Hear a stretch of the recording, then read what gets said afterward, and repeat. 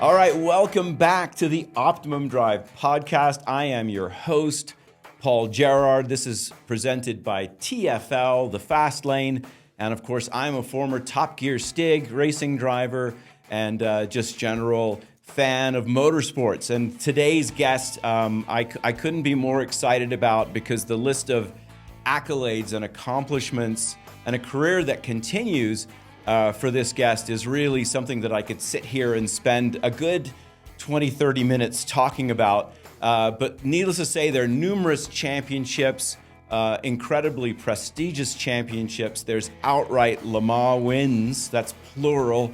There's a career in and out of the car that is something that I think exemplifies what any aspiring or all the way to professional driver should try to emulate. And with that, I'm really pleased to announce and introduce, and I can actually call him friend because he did write the preface to my book, Optimum Drive. Ladies and gentlemen, it's Allan McNish. Allan, how are you? Fantastic, Paul. Thank you very much for having me on the show. It's really good to be on the Optimum Drive because I've read a lot about it through the intervening times through your book. Well, I appreciate that. And when I asked you to write the preface of the book, it was something where I still have the note on my phone when I was kind of coming up with and writing Optimum Drive. I've met quite a few drivers. I was teammates with Derek Bell back in the day with Volvo as a factory touring car driver. I had guys like that. Vic Elford, I was fairly good friends with. And worked with him for a long time all over the world. And you were on that list too, and you were on the top of the list because I knew sort of how current you are as a driver, how well-spoken you are. And so I had asked you, I sent you an email. All I've ever had is an email contact with you. And I sent you an early copy of the book, and I said, please read this and tell me anything you disagree with, anything I can make better. And you were super busy. You were still racing for Audi at the time, and you were sort of on radio silence. I didn't hear from you for a long time. And then I was kind of thinking, you know what, maybe I need to go to Derek. Maybe Derek's going to write, or I can talk to Vic and see if he can do it. And so I wasn't sure whether you had read it or not, or you hadn't came back and said yes. And so the WEC race, and I want to say this was at COTA in 2016. Yep. It would seem like, and I was doing my normal hosting job for Michelin. Yeah. And so I was up in Michelin hospitality, and I had a group of VIPs with me, and I was kind of like the VIP host for this. And I hadn't seen you and I hadn't talked to you since I'd sent you the book, and it had been about 6 months. And so this actually gives me kind of goosebumps even starting to describe this. So we're in Michelin hospitality. We have there's probably 120 to 200 people in this room. It's a huge group of people, all VIPs. And I knew you were scheduled to come in and talk to the group because you were the current driver for Audi, for the for WEC. And there you were, and I saw you, and I kind of made eye contact with you, and you were like, oh, and you kind of looked, and you looked a little startled, like, okay, Paul's here, and we knew each other. I should say we'd known each other from our Jim Russell stuff, long time. Yes. So, but again, we haven't talked about my book. So you start talking, and you've got the microphone, and it's a group of a couple of hundred people or so in this room. And you start talking about, as you do, you're very eloquent I'll let you talk eventually, and people will see this, but I want to get this story out because it meant a lot to me. And you start talking about, people and motorsports and driving, and how this event has all these sort of big influences in motorsports at it. And you're going on and on and on. And the whole thing is an intro to my book. You start and then you go, and I had no idea this was going on. And it was almost like this is your life moment where you just blindsided me by saying something so flattering about me in front of these people that I literally blushed when I realized this was about me. And then you started quoting things out of the book, and I'm like, okay, so I guess you read it. And it was, I want to tell you, I know I thanked you there, but I want to formally, since I have you on my podcast, that was such a moment in my life to have you do that for me in front of all those people, in front of my peers, in front of my friends. And I had no idea it was going to happen. And to this day, I'm like, what, I think, what are the nice things people have ever done for me in my life? And that sits firmly right at the top of the list. So I just want to thank you for that again and officially, and saying that was cool, and it sort of personified to me your level of preparation and professionalism.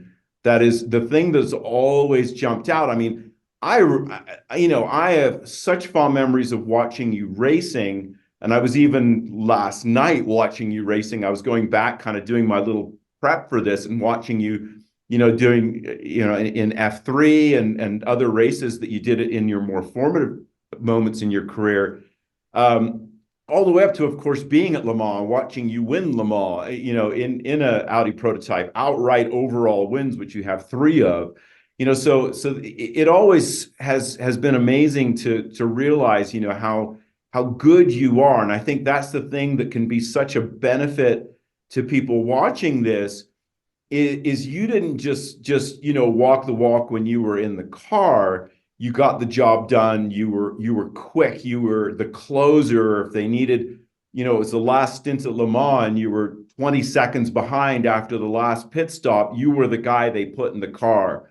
Or you started the car. You weren't just always that guy, but also what you have always brought to the table outside of the car. And again, your ability just to remember people's names and situations, and just be such a consummate professional in the industry. And I think, a lot of that has a lot to do with why you've been so successful post racing, when you stopped racing back in 13. But I wanted to start with that story, because again, it gives me goosebumps that when I realized, in that huge room of people that included all sorts of winners in about every category of racing, plus full of VIPs, that's incredibly eloquent and complimentary story was about me. It blew my mind. And so anyway, with that, what I'd love to do here, Allan, is get you to start just chatting about the early days in your career, how you got started. You did take a very traditional path through motorsports, where you did start karting. If I ever let you talk, people can tell you're Scottish from very Scottish. Yes, from Dumfries, correct?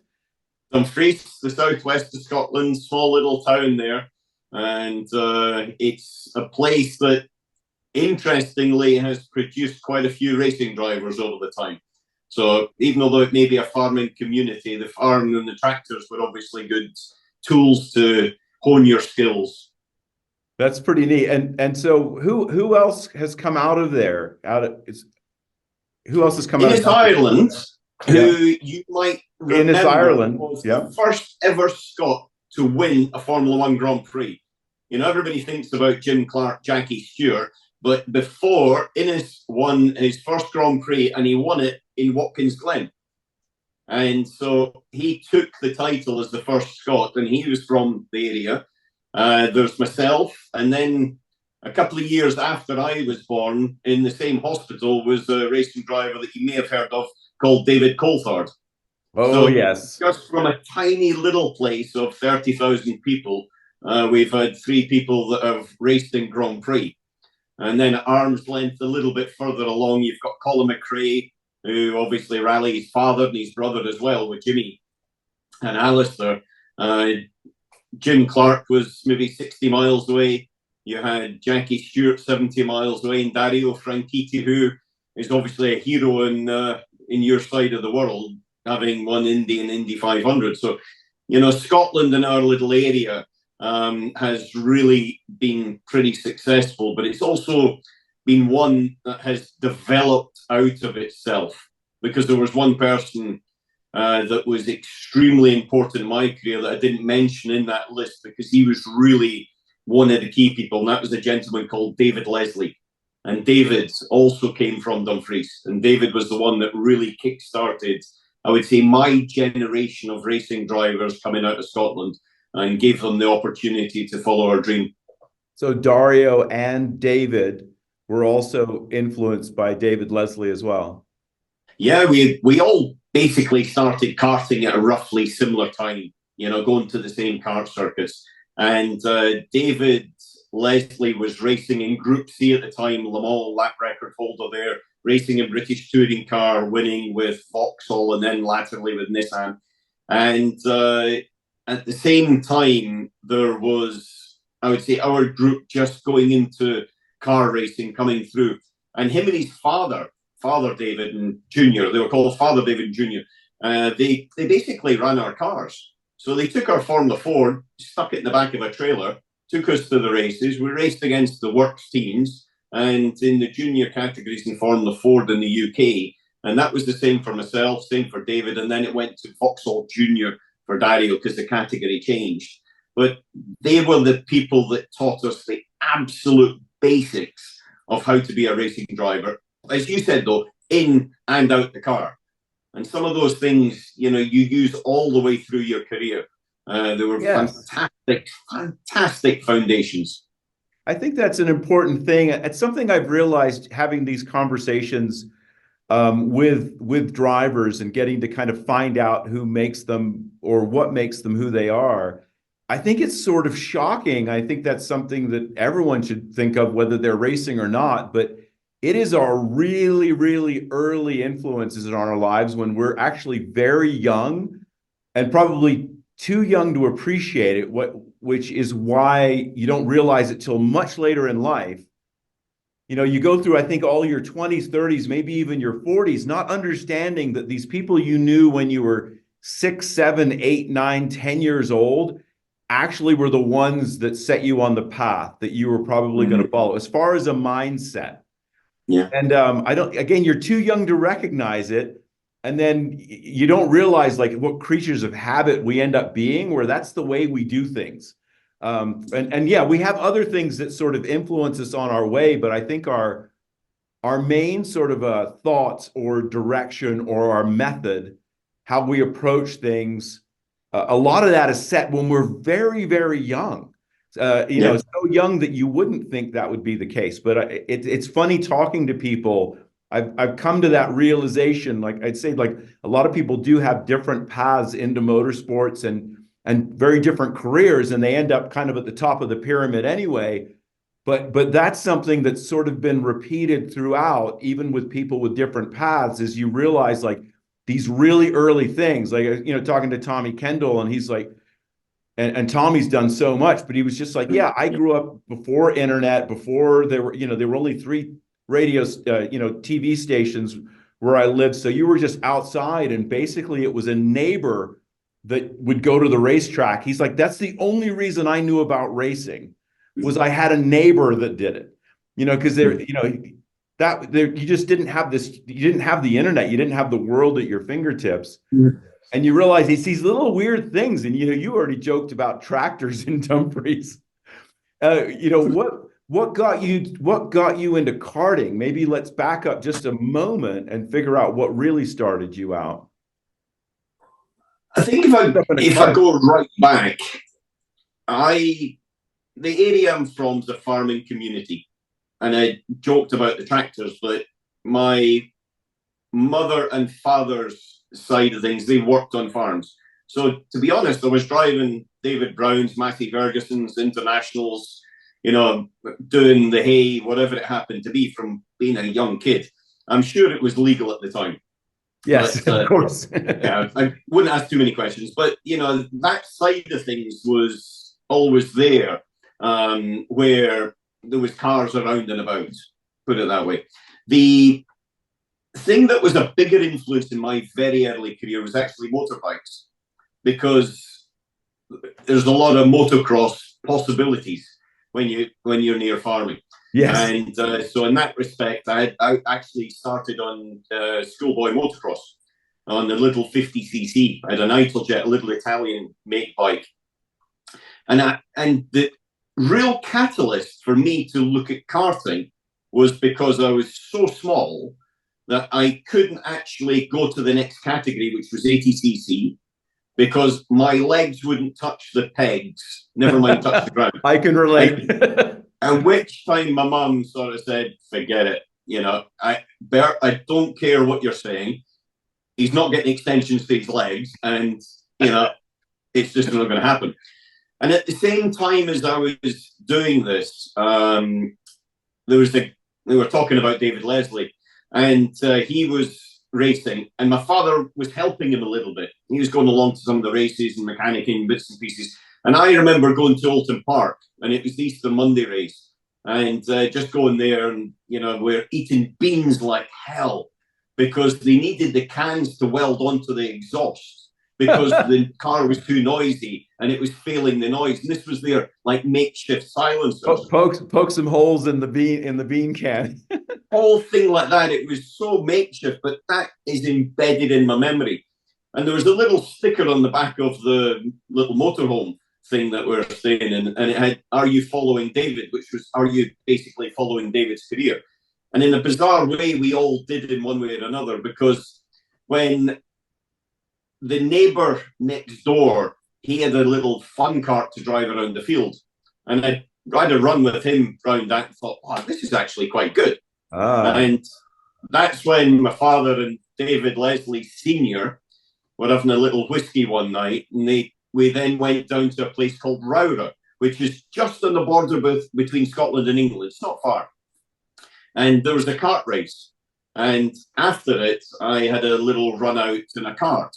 And that was it. And then from there, David Leslie Jr. and Sr. kind of got me into my first kart season. And I was 11 years old, just about 12. And then followed on when I went into car racing, did the same. So really, that was the catalyst, was the fact I was too small for a motorbike, or I might have gone in that direction. But ultimately, for that door that closed, and I can tell you I wasn't happy with Mum, and I wasn't happy with my size. But when that door closed, it opened up another one. And I would say that's been one of the stories of my career where I've been fortunate that doors have opened up for me through, but I've maybe been also able just to sniff out which doors were the right ones to go through. Right. Yeah. Yeah. That's really cool. And I think that's also fairly common to start out on motorbikes or motorcycles, as you said. That's a fairly common theme too.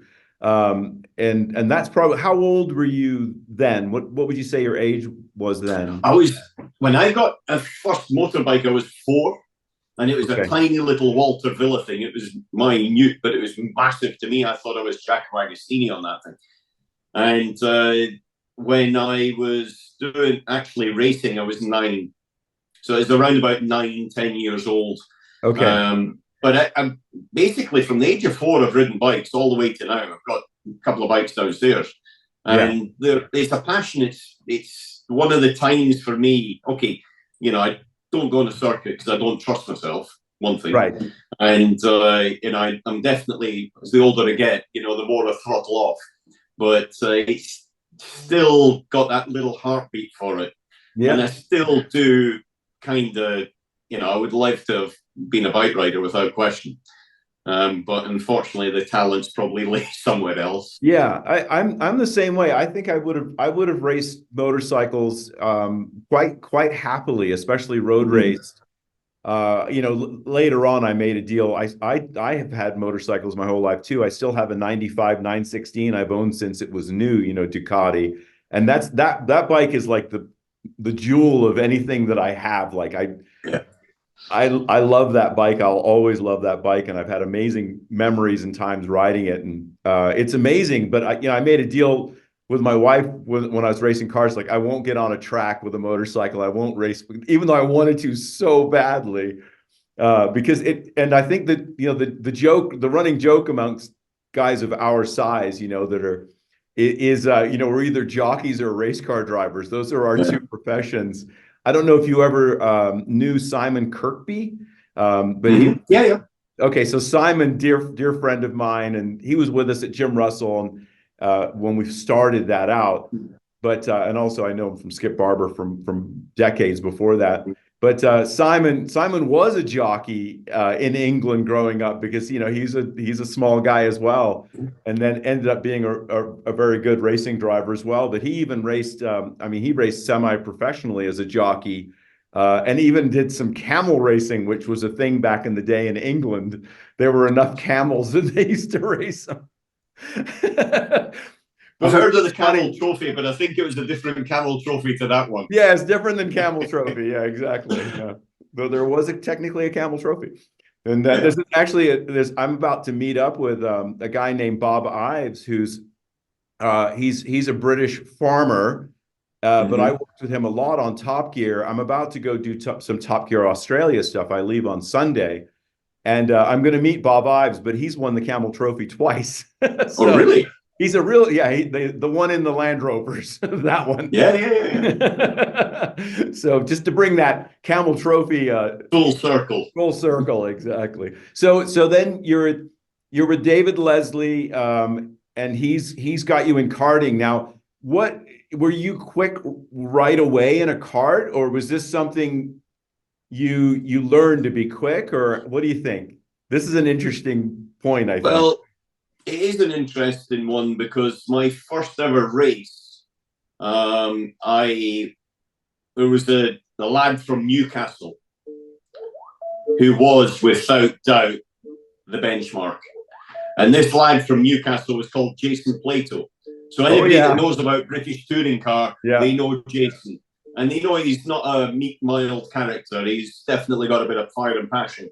Yeah. But I can safely say that on my first ever race, I crashed into him. Not necessarily when we were fighting for the lead, I've got to be honest with you. He was coming to lap me. So I was waiting for that. Was I quick out the box? But I was pretty quick straight away.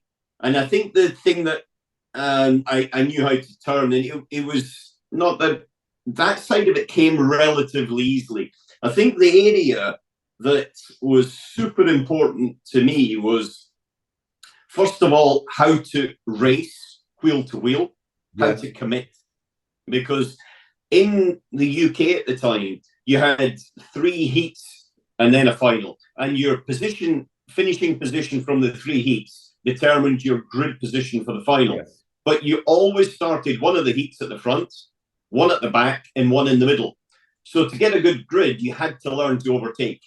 And so that was one of the key lessons I learned, which, funnily enough, later on in my career, especially in sports cars, I think was something that really helped me massively, right? Just that visual perception. The other thing was, and this was a real key for me, was learning to control my nerves, because I was a super nervous kid. And I couldn't eat when I went to a race. Mum would sort of basically try and get food into me in little energy bars and nothing. I just couldn't eat because I was so nervous. And sometimes that was in a good way, when sometimes it just overtook me and consumed me. And then I would make mistakes or whatever it may be. And learning to control that side of things was an absolute winner. And that was without doubt one of the biggest single lessons that I ever had. One of the biggest single things that I think everybody needs to be able to do is to be able to understand what makes you tick. What was it that let you control that? Like, how did you focused on it, obviously, but what did you do? Well, there was 2 or 3 things. One was, I remember winning British Championship race, and I came back to Scotland and I thought, hey, I'm the king. And I didn't have any nerves at all. And I can't tell you how my father described the way I drove, but it wasn't, I would say, it was suboptimal if you look at it into professional terminology. I would suggest the way home was maybe not quite as enjoyable as it could have been. I just drove dreadfully because I wasn't focused. I wasn't concentrating. I thought I was too good, and in reality, it brought me right back down to earth straight away. And so that was one thing. Then the other one was I got too nervous and didn't actually control it. And for me, it was concentration. So I'd sit on the grid, on the dummy grid, and you're always on the dummy grid for maybe 2 or 3 minutes before you got pushed off and went out to race. And I would just sit there with my eyes closed, and I would just think about a lap. Or I would sit and look at the person next to me in the car, and I would just look at them, and it would block off everything else. And I would try to get my head in my own space. Now, this was before sports psychologists and anything like that. Yeah, exactly. It was just trying to get into my own headspace. And then once I was able to concentrate, because I wasn't at school, I wasn't brilliant at school, and I definitely had a short attention span, then that was the thing that helped me. And it was being something that I had to evolve. The longer the races went, the more, like, for example, F3, you mentioned Formula 3 earlier on. I remember going to Thruxton, I was leading by 10 seconds. I had maybe 10 laps to go, and I looked at the pit board and thought, 10 seconds, 10 laps to go. Whoa. And then my, concentration went, missed the next braking point, slid wide, okay, recovered it, and still won the race. Yeah. But I then had to learn how to make sure that in the longer duration races and things, and I was still able to do it. So I wouldn't say that it was one click and then it was done. It was a constant working at probably your weakness area. And that's something that, we're always learning at the end of the day. I think you're completely right. I mean, these things, they don't go away. We just kind of develop, and it's our own personal sort of physiology and psychology. We have a different makeup, and under pressure situations, they're chemicals that are literally released. Yeah. You think of stuff like, adrenaline and endorphins and all this, the cortisol, all these things that are released, and it changes your behavior in those moments. And it starts, that's all part of our, our sort of our rapid response system that we have, the fight or flight system that we have. And sitting on a grid, when the thing about a grid is, like, you always know, like, you're trying to imagine the start, but the start is somewhat out of control, out of your control. You're going to get the best start you can. Sometimes you'll bog it down a little. Sometimes you'll get away well. And then there's turn one. And so you have all of that in your head. And in a race, especially a race that has consequence to it, like, I need to do well in this race, you're sitting on that dummy grid and it's just flooding out into your brain. The funny thing for me was, even though I understand it's completely true, as soon as the race starts, all your planning goes out the window because everybody else has got their own plan. Yes. However, if I had a clear plan, and karting was the same, or racing, if it was a thought, say I wasn't on the front of the grid, say I was the third, fourth row, something like that, I always had a plan where I was going to go. And I would say 90% of the time, I could execute at least 50% of that plan. Yes. And I say 50%, round the outside at the first corner, inside at the second, then into the hairpin, whatever it may be. I could maybe get 2 of the 3 done. But if I didn't have a plan, if I just thought, well, we'll see how it goes, then it never really moved forward. And so I think the plan for me was actually a clarity. You're moving forward. Whatever you've got to do, you've got to go forward. You can't sit. This isn't chess. This is absolutely robust, aggressive racing that you need to control. You need to control yourself, your car, whatever it is, but you also need to kind of control your competition. And in karting, I think I learned some of those things, how to not just control myself, but also how to control your space, your area, and also your competition. Maybe it wasn't always, I would say, as delicate as it could have been, but I think that skill set is something that people do need to consider. It's not just about what you do, it's about what others do and how do you work with that. Yeah, and I think that those are the where you're coming up with a plan. I think there's, you have an idea. And I always, like, a lot of times I'll use, you ski, don't you? Yeah, yeah, yeah. Yeah, so it's like when you're sitting at the top of a steep run that has a mogul field in it. So it's all moguls, and you look at that thing and you're like, "Woo, okay, that's pretty steep." And really a mogul field is, it's sort of the same thing, because it just as you drop in, you have an idea of where you're going to go, but you kind of get thrown a little this way and thrown a little that, and you're still upright and on your skis, but pretty soon you're deviating from the plan. But you're still heading down the hill, and you just have to kind of, I guess the word is, you sort of roll with it, and the plan is just this constantly evolving thing. And so there may be an initial, like, thought of, I'm going to pass this guy at 1 and that guy at 2, and I'm going to do this down the back straight, and then that as I go into the sharp corner at the end of the back straight. And it gives you sort of this peace of mind to go, I've got something to go off. But then there's sort of infinite permutations, almost like your chess thought, where as soon as a move is made, then everything changes again.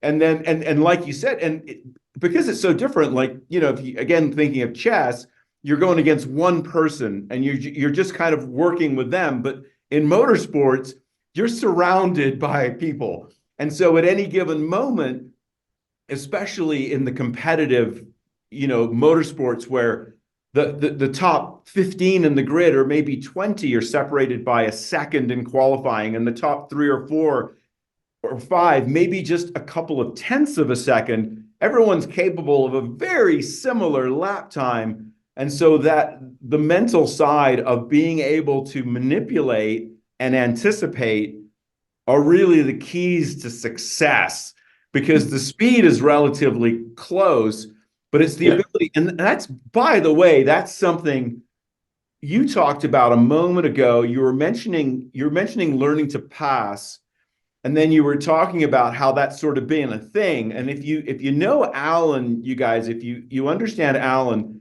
that's the thing you were really known for in your sports car racing days, is that there's a deviation between a lap time that you could do alone on the circuit and a lap time you could do in traffic on the circuit.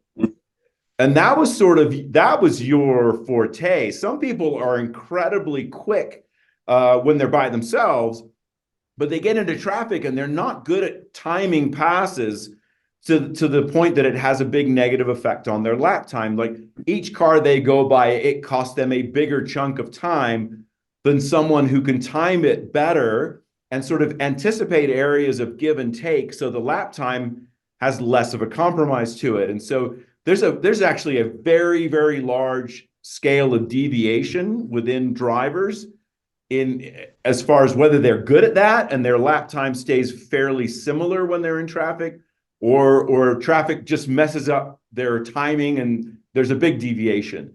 And so I think that's a really, really good point that you make mentally, where we're talking about how you're dealing with other like-minded people around you. And that's the thing you gotta face. It's like, especially the grids that you had, where literally every single person on that grid is still a known name in motorsports, because they all went on to have successful careers around the world in motorsports. I mean, those late 80s, early 90s, man, the fields were so thick with talent. It's absolutely incredible. And so I think when it's funny, like, maybe for me saying it versus Allan saying he got to the point where you were able to successfully, qualify well, but then race really well with these people. These are not random people. These are Mika Hakkinen, went on to win 2 world championships in Formula One. Paul Stewart, Jackie Stewart's son, Mika Salo. The list is endless. Like, every single person that was on the grid. I'll do a little shout out. The 5th in that F3 race at Brands Hatch I watched yesterday, where Allan started from the pit lane with no clutch. in a grid of probably 50 cars, and he ended up in the top 10 when by the time the race was over. And those F3 races were not that long. But a guy that finished fifth was Jonna Stupanen, who was from Colombia, and I actually worked with him for years at Skip Bar. Really? Yeah. So it's funny. I'm like, whoa, John, like he's in that race.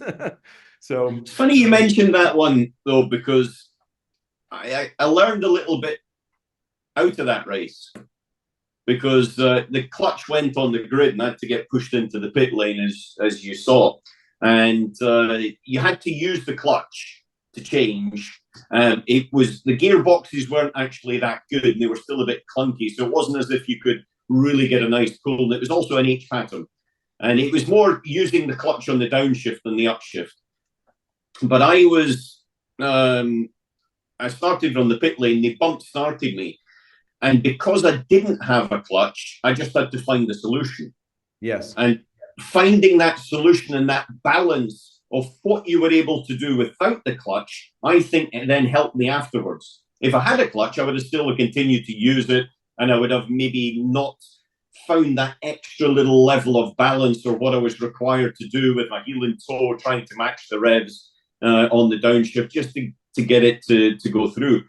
But the thing there, though, was James Hunt was an advisor to Marlborough, and I was part of the Marlborough Young Driver Programme. Mika Hakkinen, you mentioned, Mika was in the sister car.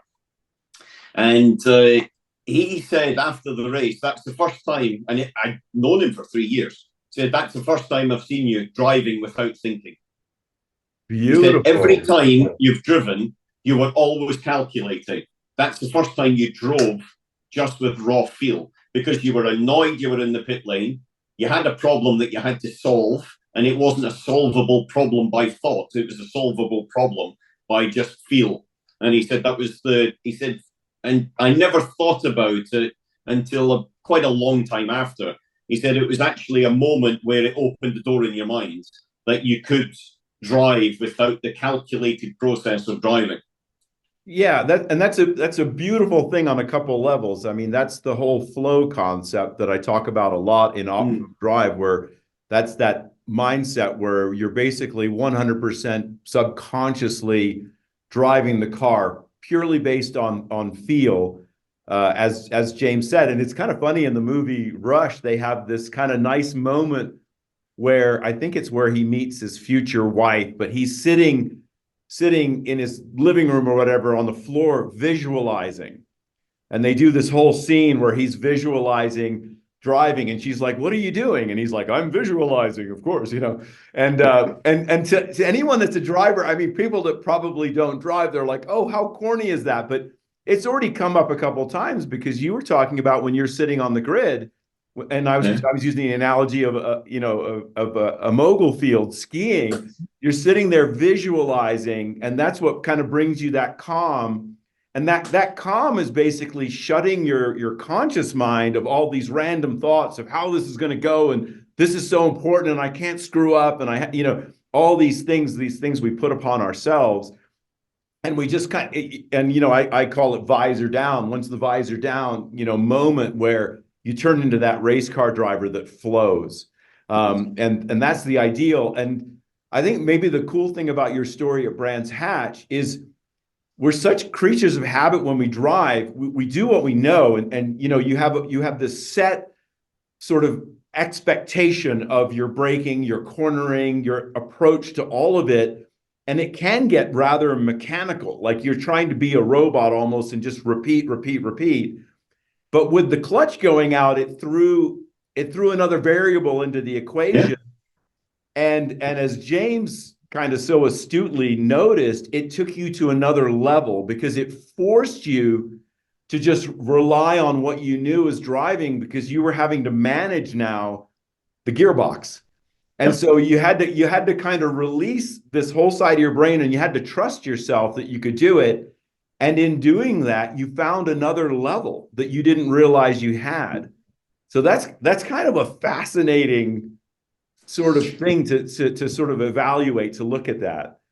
Well, but I think coming back to a couple of things you said there.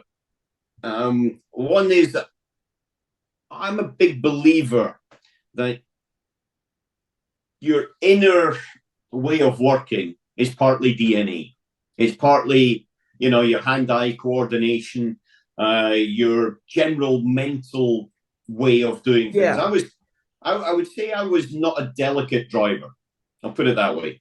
I was pretty aggressive and pretty ruthless. We know, I Allan. was We know. very clear and very focused. Overtaking, I would overtake or I wouldn't. It wasn't a case of looking. I would maybe have a look. I never, I wouldn't say I never, but I certainly tried very hard never to just faint. I either went or I didn't. And I think just part of that is just my makeup, the way, mum and dad kind of made me. Right.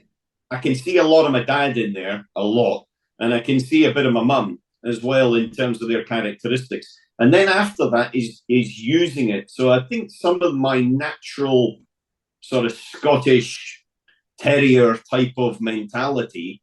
You said it, I didn't. But it came through in my driving, came through in my racing, all the way through my career, for the good and the bad. It came through there. And, the nerves and the sort of just all consuming, that was one part to calm down. The other side is the positive side. It made me very clear and very determined. Right. Because there was a big commitment to go racing. So you wanted to come home with something. So I do think our natural makeup, I pushed the car on entry because I was going into the corner. I didn't float it into the corner. I was really good in high speed.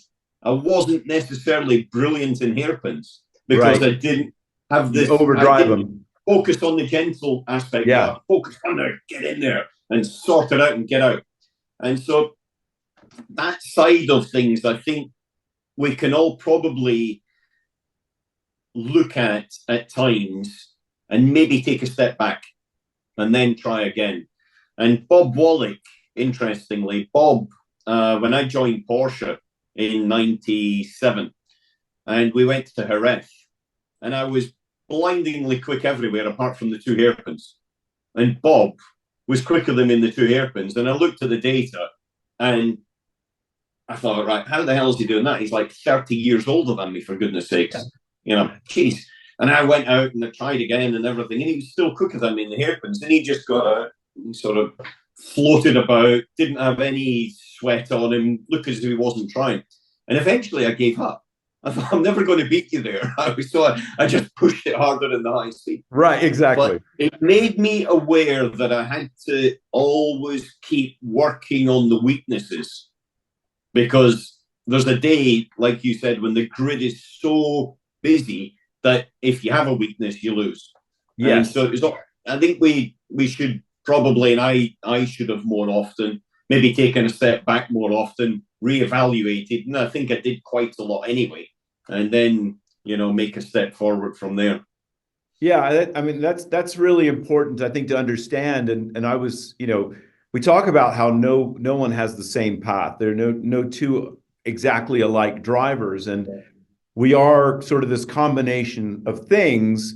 We are that physiology and psychology that we're sort of born with and raised with. And then there's the other side of it.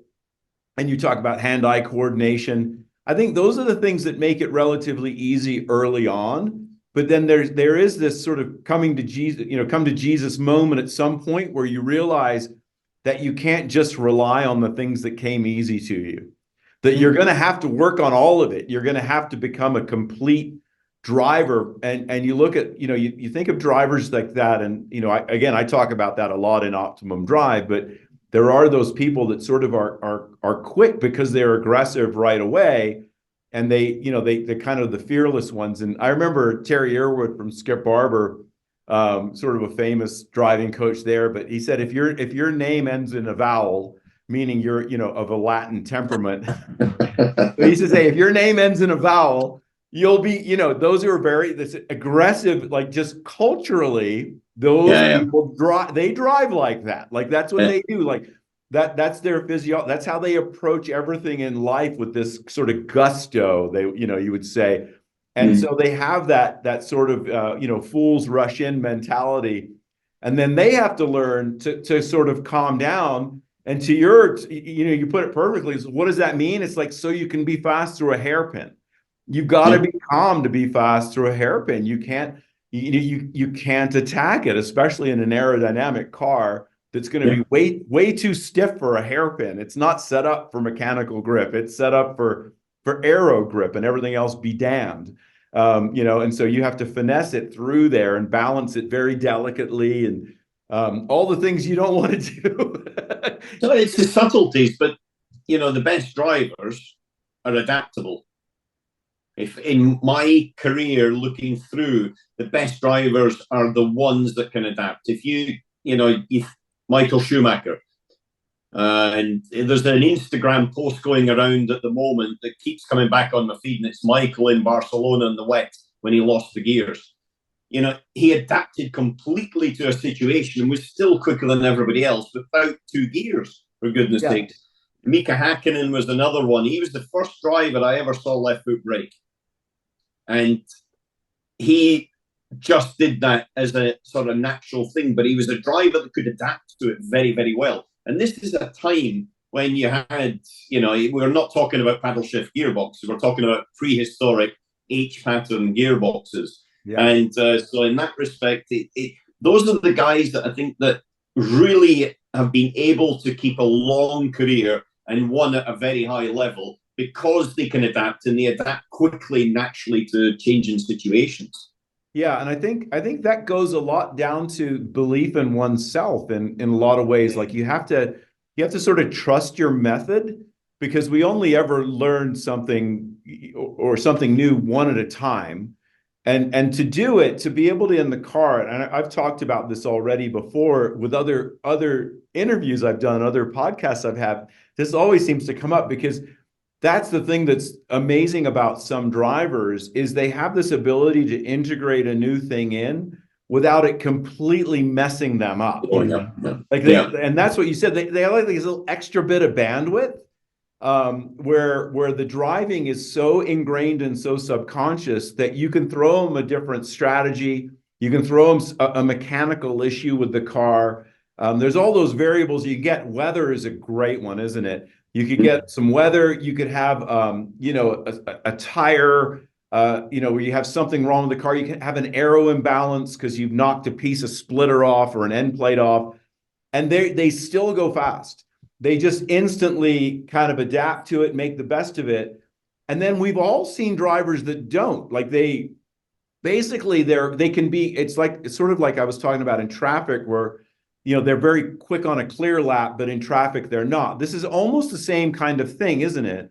Where you have drivers that can be very, very quick, but then if there's something mechanically different about the car, if the weather change, or there's a balance change in the car, or there's just a variable that's thrown in that they can't wrap their heads around right away, that all of a sudden they have a poor result as a result of that. But there are the drivers, and one of the ways I always describe championship winning drivers is it's not, how many races you win. It's like you always have this off weekend when you just got it wrong.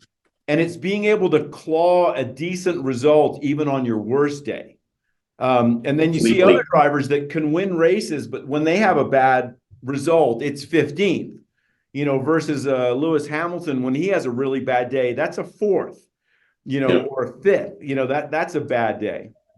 It's funny you said that, because fully agree. But also you mentioned earlier on about the deviation between fastest lap time and a traffic lap time in stints in a sports car, predominantly a sports car. I used to look at the slowest 20%.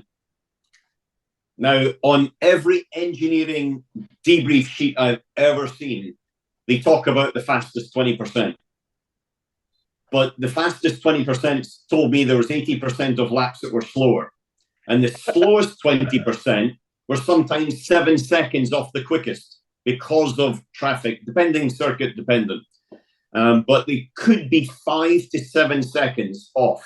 Yes. So if I could knock a second off those slowest 20%, instead of being 7 seconds, I was 6. Yeah. I gained a massive amount of time. And so for me, that was the easiest low-hanging fruit that no one ever looked at. And I couldn't quite work out why no one actually looked at this slowest 20%, but they didn't. So I took advantage of it for probably quite a long period of my career, where I focused on those areas as opposed to your ultimate lap time or, you know, the fastest period that we're going through the race. That's a very, very clever approach. I think, and again, like to your point, it's something that wasn't even talked about. It wasn't even collated. They weren't even presenting you with that information. You had to go find it.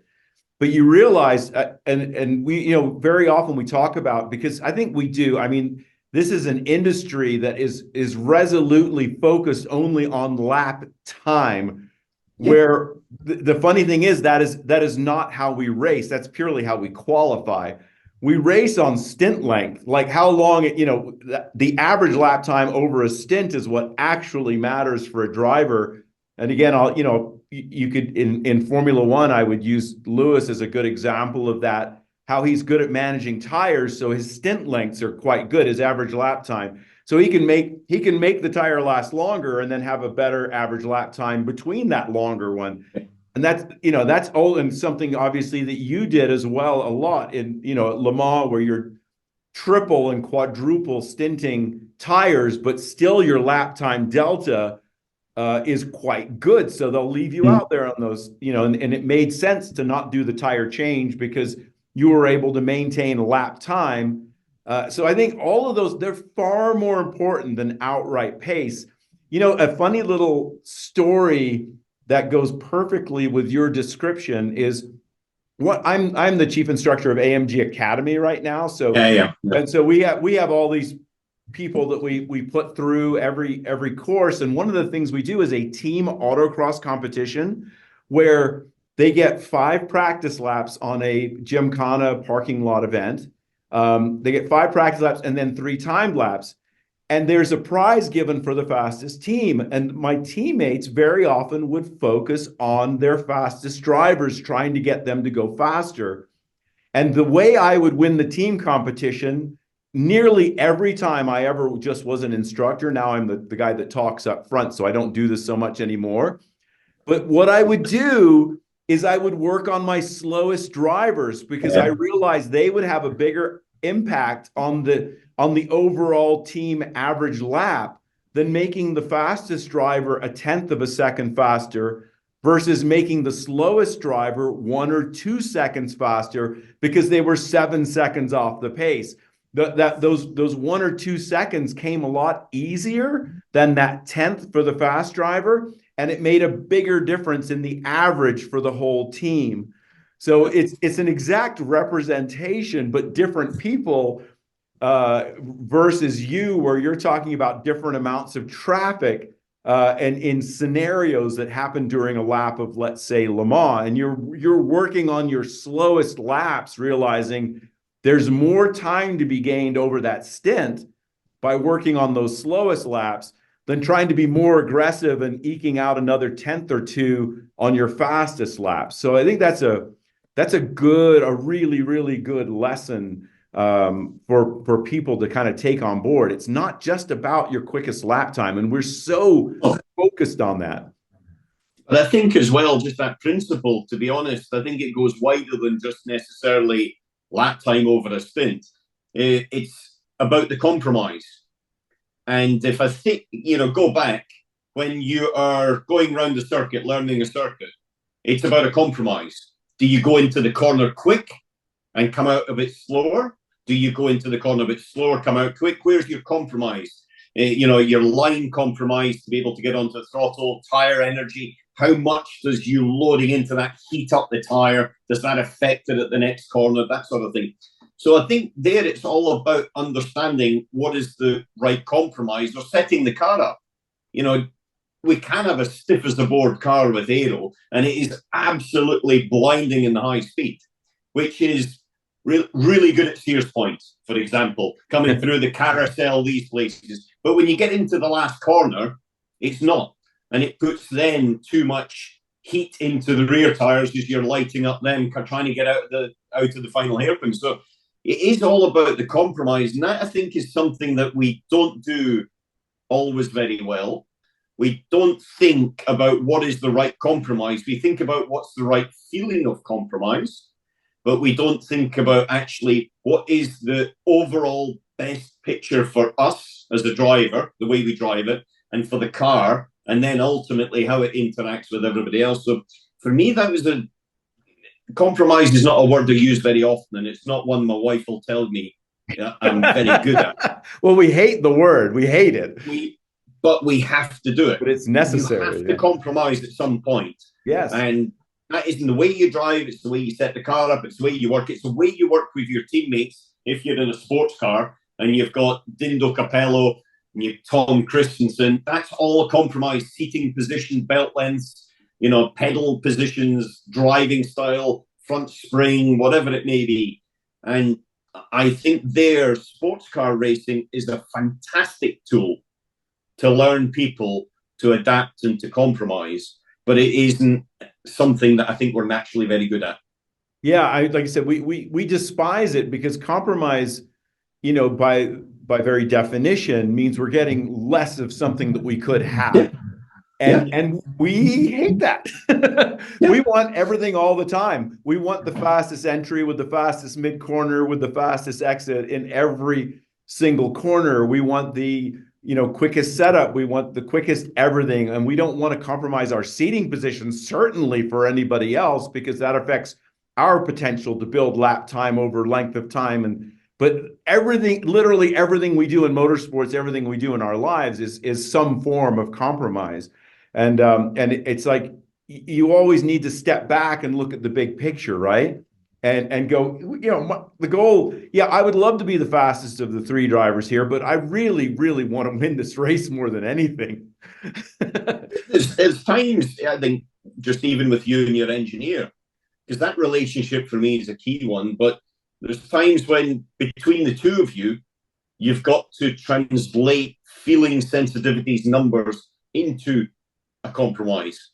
And it's picking the right one. I think that's the important thing, is because you have got it. We don't like it, but we have to do it at some point. Yes. But it's choosing what the right compromise is and being willing to open your mind that actually you maybe didn't get it right. Because very, very clear that at the end of the race, somebody gets the winner's trophy. And if you haven't, chances are between somewhere in that system, you've kind of made a mistake in that particular compromise scenario. I love, that's, to me, is the single greatest thing about motorsports is how your feet are held to the fire. And because the team, the thing is, like, a lot of people use, sometimes I go do talks for businesses and all of that, saying, use my methodology in racing and optimum drive, to make your business better. And they love that stuff. They love the analogy of motorsports and business, and it works for relationships. It kind of works for everything. But the reason motorsports is it's so intense, it's such a crucible, because meanwhile, you're in there with your engineer, and you're a championship winning driver with a championship winning engineer in a top flight team that's almost a cost no object endeavor. You've got the best of everything all around you. And literally in the paddock next to you is another team that has all the same resources. and then next to them is another team. And that's the thing about motorsports, is like, God, you guys are so obsessed with performance. I don't get why you're so intense. It's like, because the level there's nowhere to hide in motorsports. You have to operate at 100% of your potential, and every single person in the team, down to the truck driver, has to operate at 100%, because the environment is so intensely competitive, and it's the best of the best everywhere. Within the best tire changers, the best technicians, the best engineers, the best team managers, everything, the best automotive entities that own this racing team, the manufacturers. And I think that it's a very hard thing for normal people to understand. Like, that's where the intensity comes from in motorsports, where we have to be obsessed with every detail, and people are like, just relax, and you're like, no, no, no. You know, the moment one season stops and it's the last race of the season, you know, you have a meeting that, you know, that evening after you're celebrating hopefully a championship about what we're doing next year. You know, it's like that's what drives you forward, and it's what gets you up in the morning. And there's a time when you know, when I finished my final season in 13, I had raced for 32 years doing exactly that, just with total commitment and energy through karting, through the junior categories, Formula One, sports cars, everything else. And I didn't have the energy to do it again because I was doing a race repeat, if you like, but I just didn't have the energy. And that's when, you know, I did my final tick of the box, and when we won the World Championship, that for me was the closer. But it wasn't that was the end of the story. It was just the fact in this particular scenario, I didn't have the energy to go with that way again. And frankly, as well, the older you get, the faster you think you are, but in reality, you know, it goes the other. At some point, you get slower. They start bringing in those dang kids, and they're fast. Yeah, there's blooming kids that are going to come up and kick your backside at one point.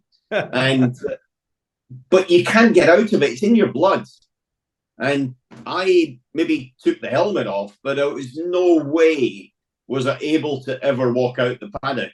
The smell of the paddock, the emotion, the energy, and for me, the thing that makes me tick is it's either win or lose. Yes. And there is no hiding point. And if you win, you celebrate, but you know you've got to be improved. Whatever detail it is, it's details. You've got to improve the next weekend because somebody else is going to do the same thing. And if you lose, don't complain. Take it on the chin, as much as it's super hard to do. Walk away. Look at why you lose. It was never bad luck. I'm a total believer that's a cop-out. You make your luck. Yes. So you look at what happened, look at the scenarios, and then just work really hard to make sure that errors, mistakes, whatever it was that caused you to have a lack of performance isn't there the next time. And that just improvement, that constant improvement, I think is inbred into us, but it's something that drives you forward. And I see it, the more elite you are, the more elite people migrate towards each other. And we're lucky in our sport that we're at a super high level. And in general, the people in our sport, I think, and I'm talking global here, it's not, and also, you know, even I'm not talking at premium top level IndyCar, Formula One, Le Mans. In all levels of the sport, you know, people running the junior teams in the Formula 4 Championship in the United Arab Emirates at the moment are stunningly good people. And therefore, we're in a very lucky situation, Paul. I think that we've been able to sort of tap into this world that is pretty exceptional. Yeah, I completely agree. And I think it is what draws us to it, like moths to a flame. It's like, I think it's that, you know, if you have that innate curiosity about your own potential and you love pushing yourself, in a way, you sort of love making yourself uncomfortable because you know it always makes you learn. It's kind of there's almost like a masochistic streak in us in that case, you know, where we sort of inflict pain. We know it's going to be uncomfortable because it's like that, you know, where people are afraid to kind of stick their necks out because they're afraid to fail, you know, and then suffer the criticism of that failure. But in motorsports, it's like you can't move forward without sticking your neck out. You have to, and everyone has to do that. Everyone's always pushing themselves and each other. And it's a very team mindset, which I think is great because it's, you know, we're sort of all in this together kind of mentality where, you know, failure is inevitable. And, you know, as you said, you're not going to win every race. And even when you do, there's always things you could have done better. Yeah. It's like it's almost like this addiction where we always joke about it's the best drug ever, you know, and it is sort of true. The best legal one that you can have is having this mindset because it's truly the only time, and you were saying how you love the paddock. It's the only time I feel like I'm fully engaged, I'm fully present, I'm fully focused is, and I do a lot of other sports, and I know you do too. I do a lot of competitive other sports, mountain Yeah. biking, skiing, and all of that. And I love those sports, but they're all sort of a cheap substitute for motorsports because motorsports is just so intense. And there's so much money involved, and there's so much personal risk involved, and all those things that are part and parcel that make motorsports what it is. But Hemingway said there are only three real sports in the world: mountaineering, bullfighting, and auto racing. Yeah. Because you've got reels, everything else is a mere game. That's what he Yeah. said. And I think that's what draws us to it. You and I are way too small to be bullfighters. As long as we can run faster than the bull, we've got Yeah, half a exactly.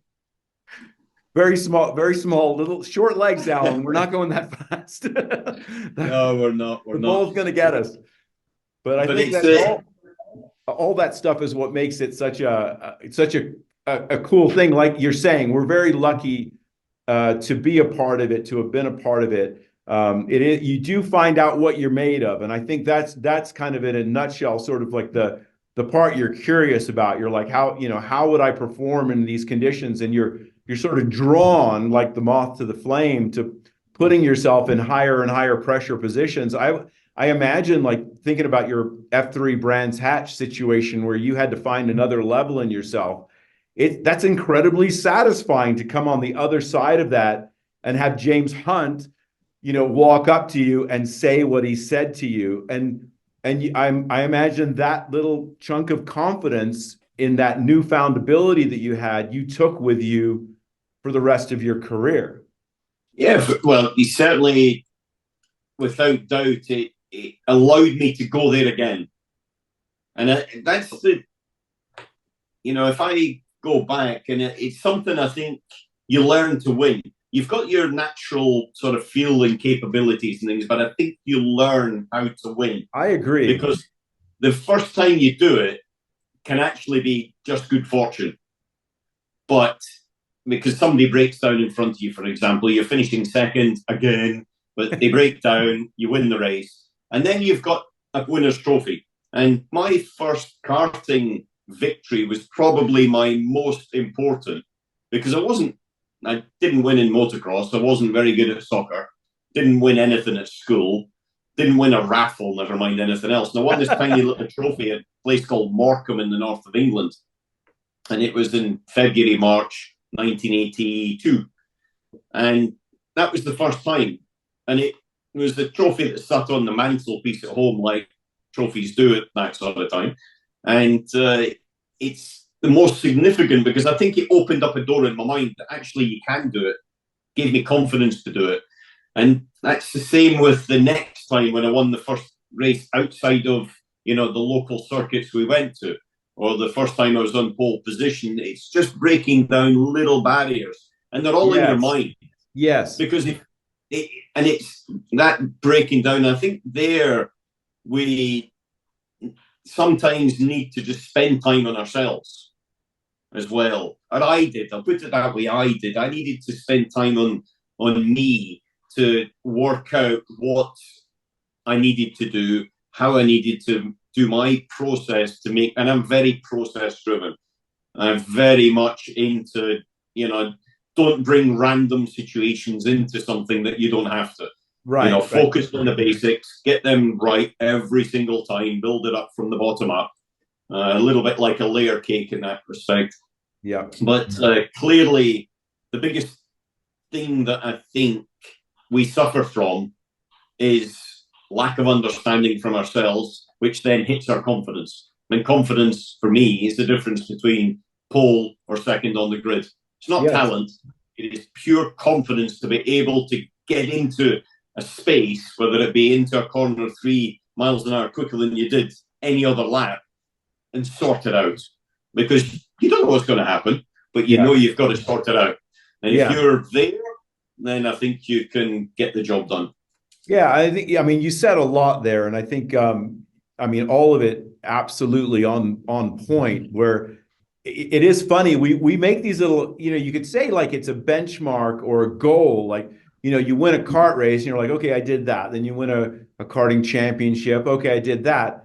There's always that, and you always hear about people getting to certain levels in motorsports, and they might have been a superstar in the prior level, and then they go to the next level with very high expectations, and then fail to perform, and you never really hear from them again. And you see sort of your contemporaries sometimes just dropping off, the path upwards towards hopefully Formula One or sports car racing or whatever it happens to be. And so I think we always will have that little bit of doubt in our minds, like maybe that'll be me when I get to that next level. Maybe this is my team. But we also use that, it's the carrot or the stick, we use it to motivate us as well. So sometimes that negative stuff is you holding your own feet to the fire, going, come on, McNish, or come on, Gerard, let's go.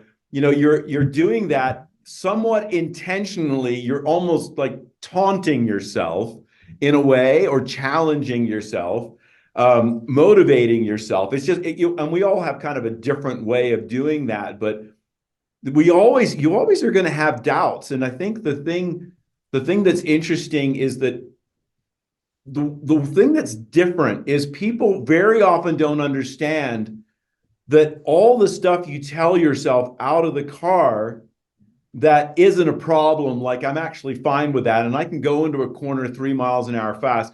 Like, we can convince ourselves that we've got all our T's crossed and our I's dotted, but in the car, you can't do that anymore. It has to actually be fact. And I think that's a lot of people get in trouble. And it's funny, coaching. I do a lot of coaching where people really talk a big game in coaching. Like, they say all the right things, and then you look at their data and you're like, is this the same person I was just talking to? Because I don't see a lot of confidence and ability in the driver, though when they get out of the car, they have all the confidence and claim to have all the ability in the world. Like, they say everything exactly right, and then they get in the car and they do everything exactly wrong. The other way around. But we grew up in the era before data, though. Yes. So therefore, you could get away with it. You could definitely tell well, the there was story. still the result at the end of the day, right? That was the only data you had was the stopwatch and a checkered flag with exactly on it. That was kind of it. There was nothing else. Yeah, but it's I think it's a fascinating thing, and there's that duality to us where it's the person we project versus the person we really are. There's a lot of that. You can read about that in psychology. You'll go on forever about that. We all sort of live a little bit of that projection, a little bit of a lie of who we like people to see us at. We hide our bad attributes, and we try and keep those suppressed as much as we can. But in a car, it was sort of like you were talking about earlier, where you're saying you realized you had to work on your weaknesses. It's actually kind of the same thing. It's if you ignore your weaknesses and you pretend they don't exist, it will only hurt you. And so that's one of the things I do that in my training and coaching. I do for people all the time. It's like, you need to always be aware of your weaknesses, because that's where your focus should be. It's a much more comfortable thing to pretend you don't have them and keep just working on your strengths, keep working on the thing you're good at. And so that's a big one for people, where you find people will plateau and then they convince themselves. Here's the funny thing. Like, they will convince themselves that simply is something they're not good at.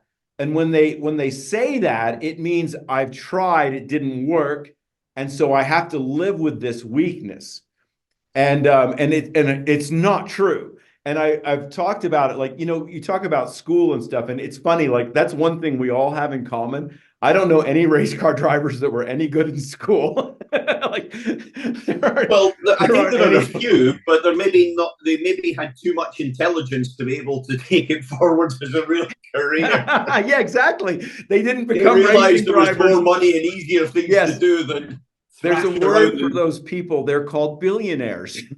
Yeah, they're called race team owners. Yeah, race team owners, not idiot drivers. Yeah, exactly. You know, Think they're Roger Penske there. Think yeah. Okay, maybe Chip we'll change Ganassi. topic now. Reinhold Jost is another one. There's quite a few of them out There's there. a lot. There's a lot of truth to that. So we're short. Just to recap, we're short and not very smart. That's a racing driver. Actually, yeah, I think you've seen my report cards from school. Yeah, yeah. But the thing, my point that I was going to make with that is that a lot of times, like if like we were talking, I was talking about the influence people have on you. Like, you know, we're talking about, you know, people that were coaching us when we were very, very young, David Leslie and people like that. But I've used the analogy before, like if you're going into school and it's your first time being exposed to maths or science or whatever it is, if you had a good teacher in that topic, you liked that thing. That's true.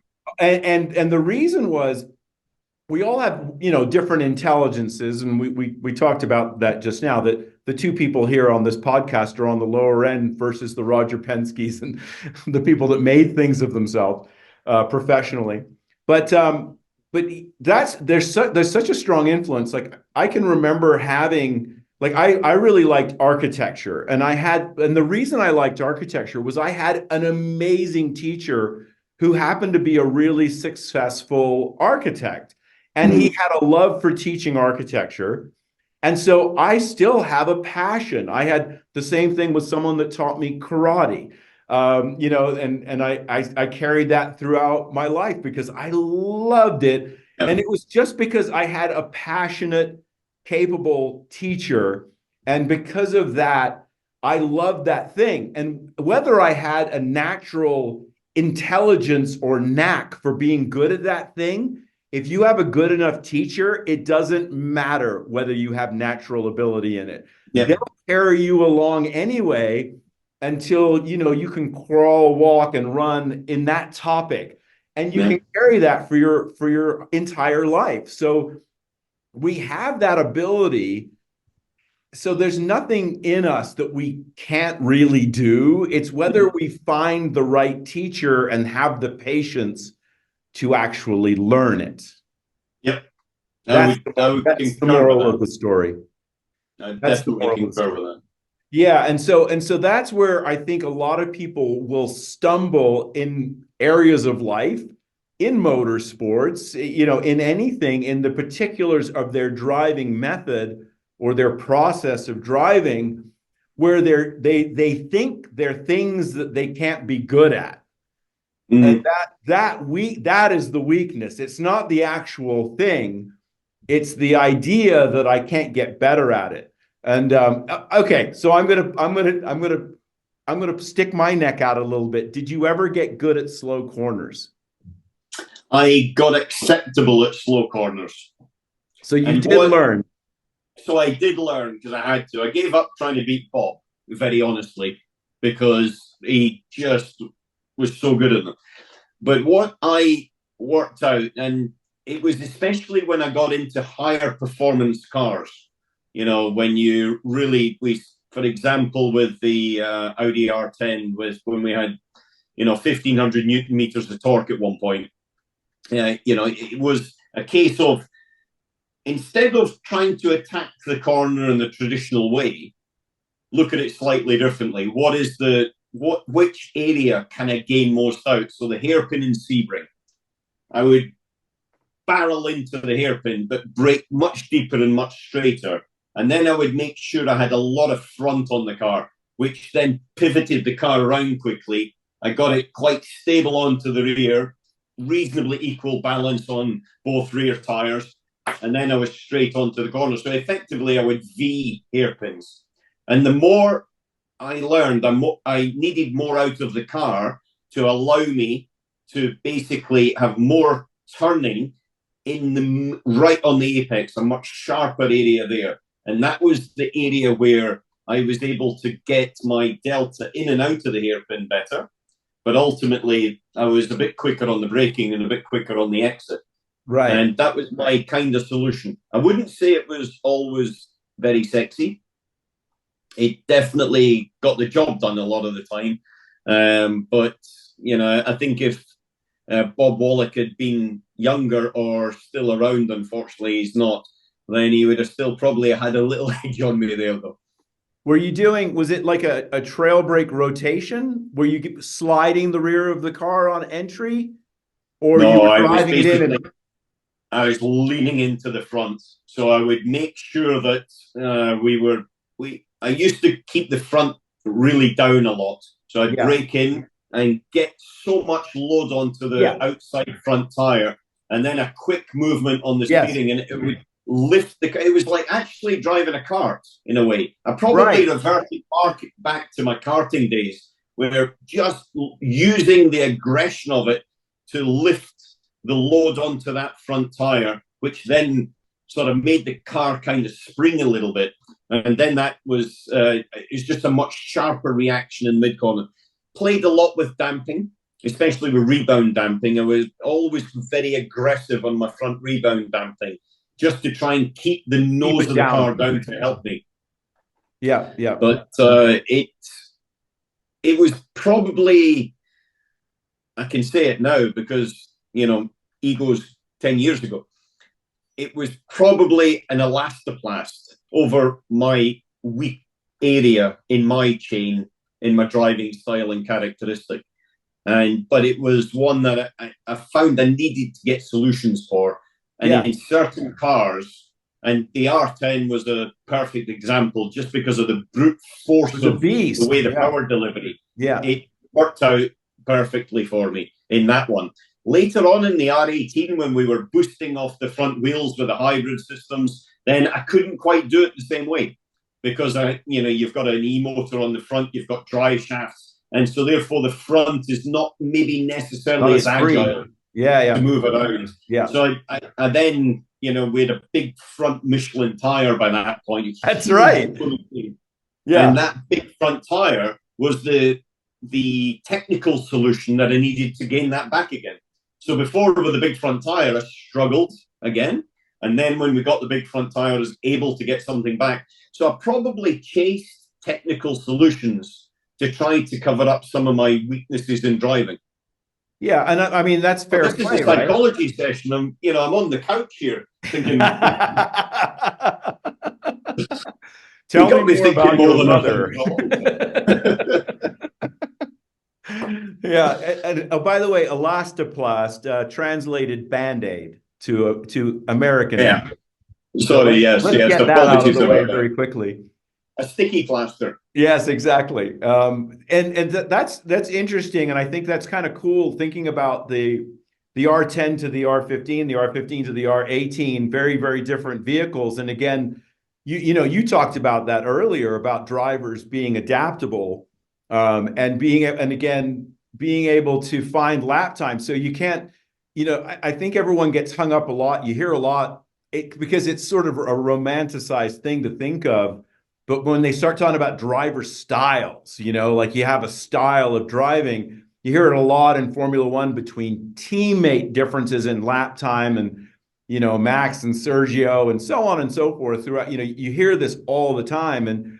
And basically, I think any good driver, and I also, since you're a motorcycle guy, I think of like Valentino Rossi had such a long career through so many eras in MotoGP or in Premier class. It wasn't always called MotoGP, from 2-stroke 500s up into the 4 strokes and just different, different manufacturers.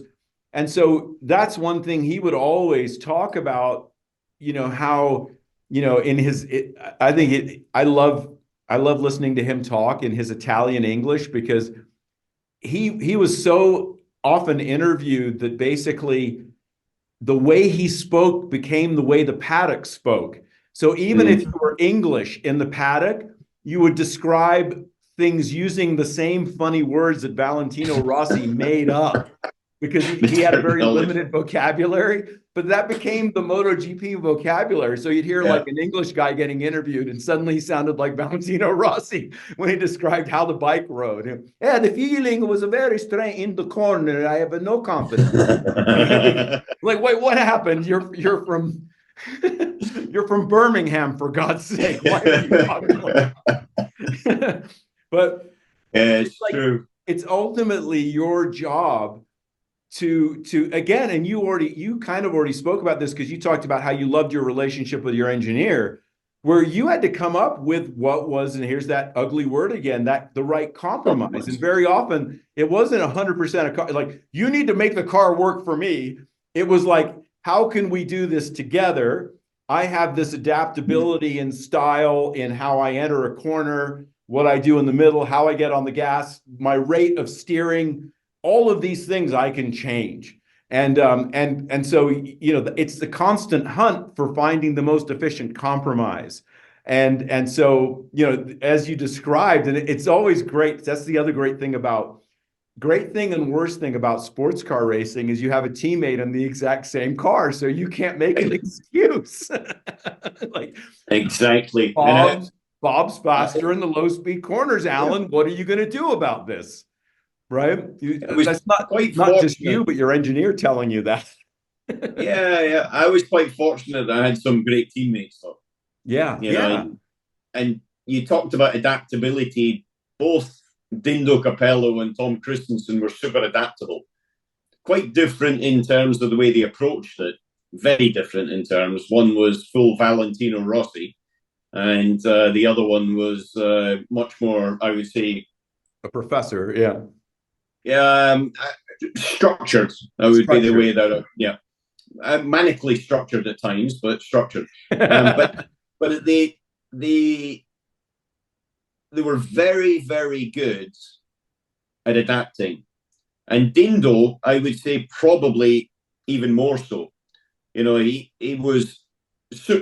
won in rally. He was winning in touring car. He won in a sports car, but he could do things with a car at times in a race that I don't know many other people could ever do. I remember him sticking it on pole position in Portland, and the tyre went off after one lap in Portland. You know, all those long corners. Long corners. And he missed the first lap because of traffic, missed the second lap because of traffic. And I was packing up, ready to go to the hotel, thinking we're on fifth on the grid or something. And then the next lap comes around, and he's 2/10 quicker than anyone else, and he's on pole. And I asked him, how did you do it? I don't know.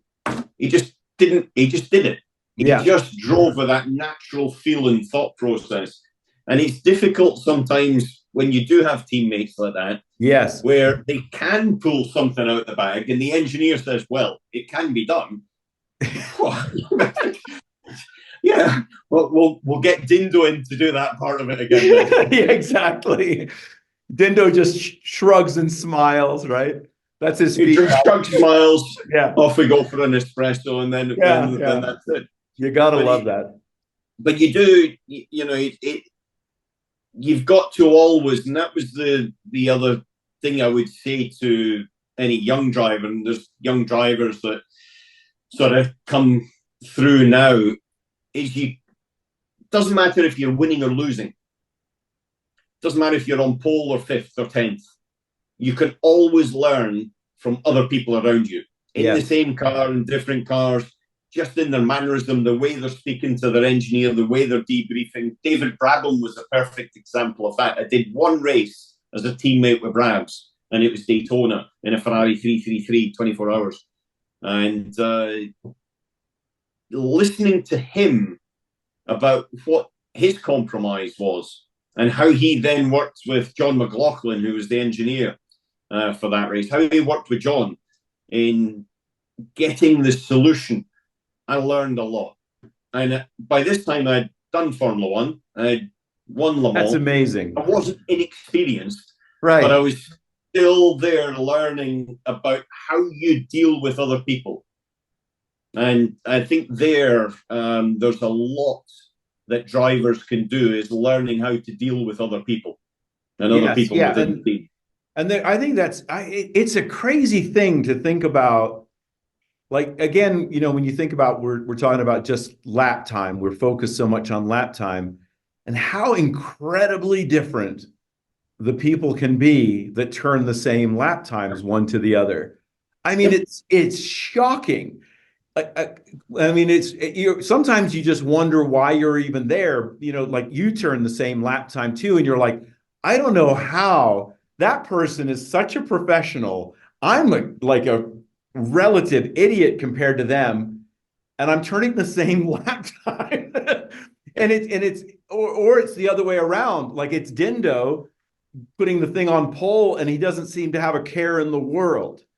And Yeah. you're doing everything you can, and that to me is one of like the most amazing things about motorsports. It's like if they ever go to, driverless cars in motorsports, it's going to get instantly very boring because it's just programming at that point. But the thing is like when it's human beings, we're so even though we're all race car drivers, we might be on the same team and we might be turning the same lap time. It doesn't mean we're anywhere near close to one another in personalities, in approaches, and ultimately like in how you're executing that lap.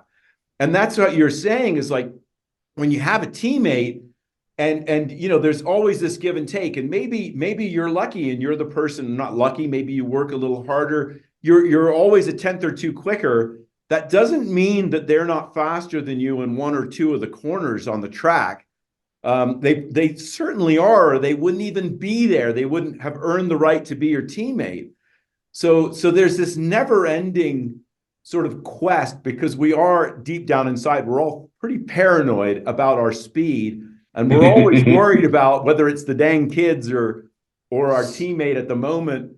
We're always worried about not being as fast as we could be. So we're always looking, and we're always going and looking at the data, and we're always talking to not only our teammates, but also any friends we have on the grid that would be willing to share with us. We go find them and talk to them all the time.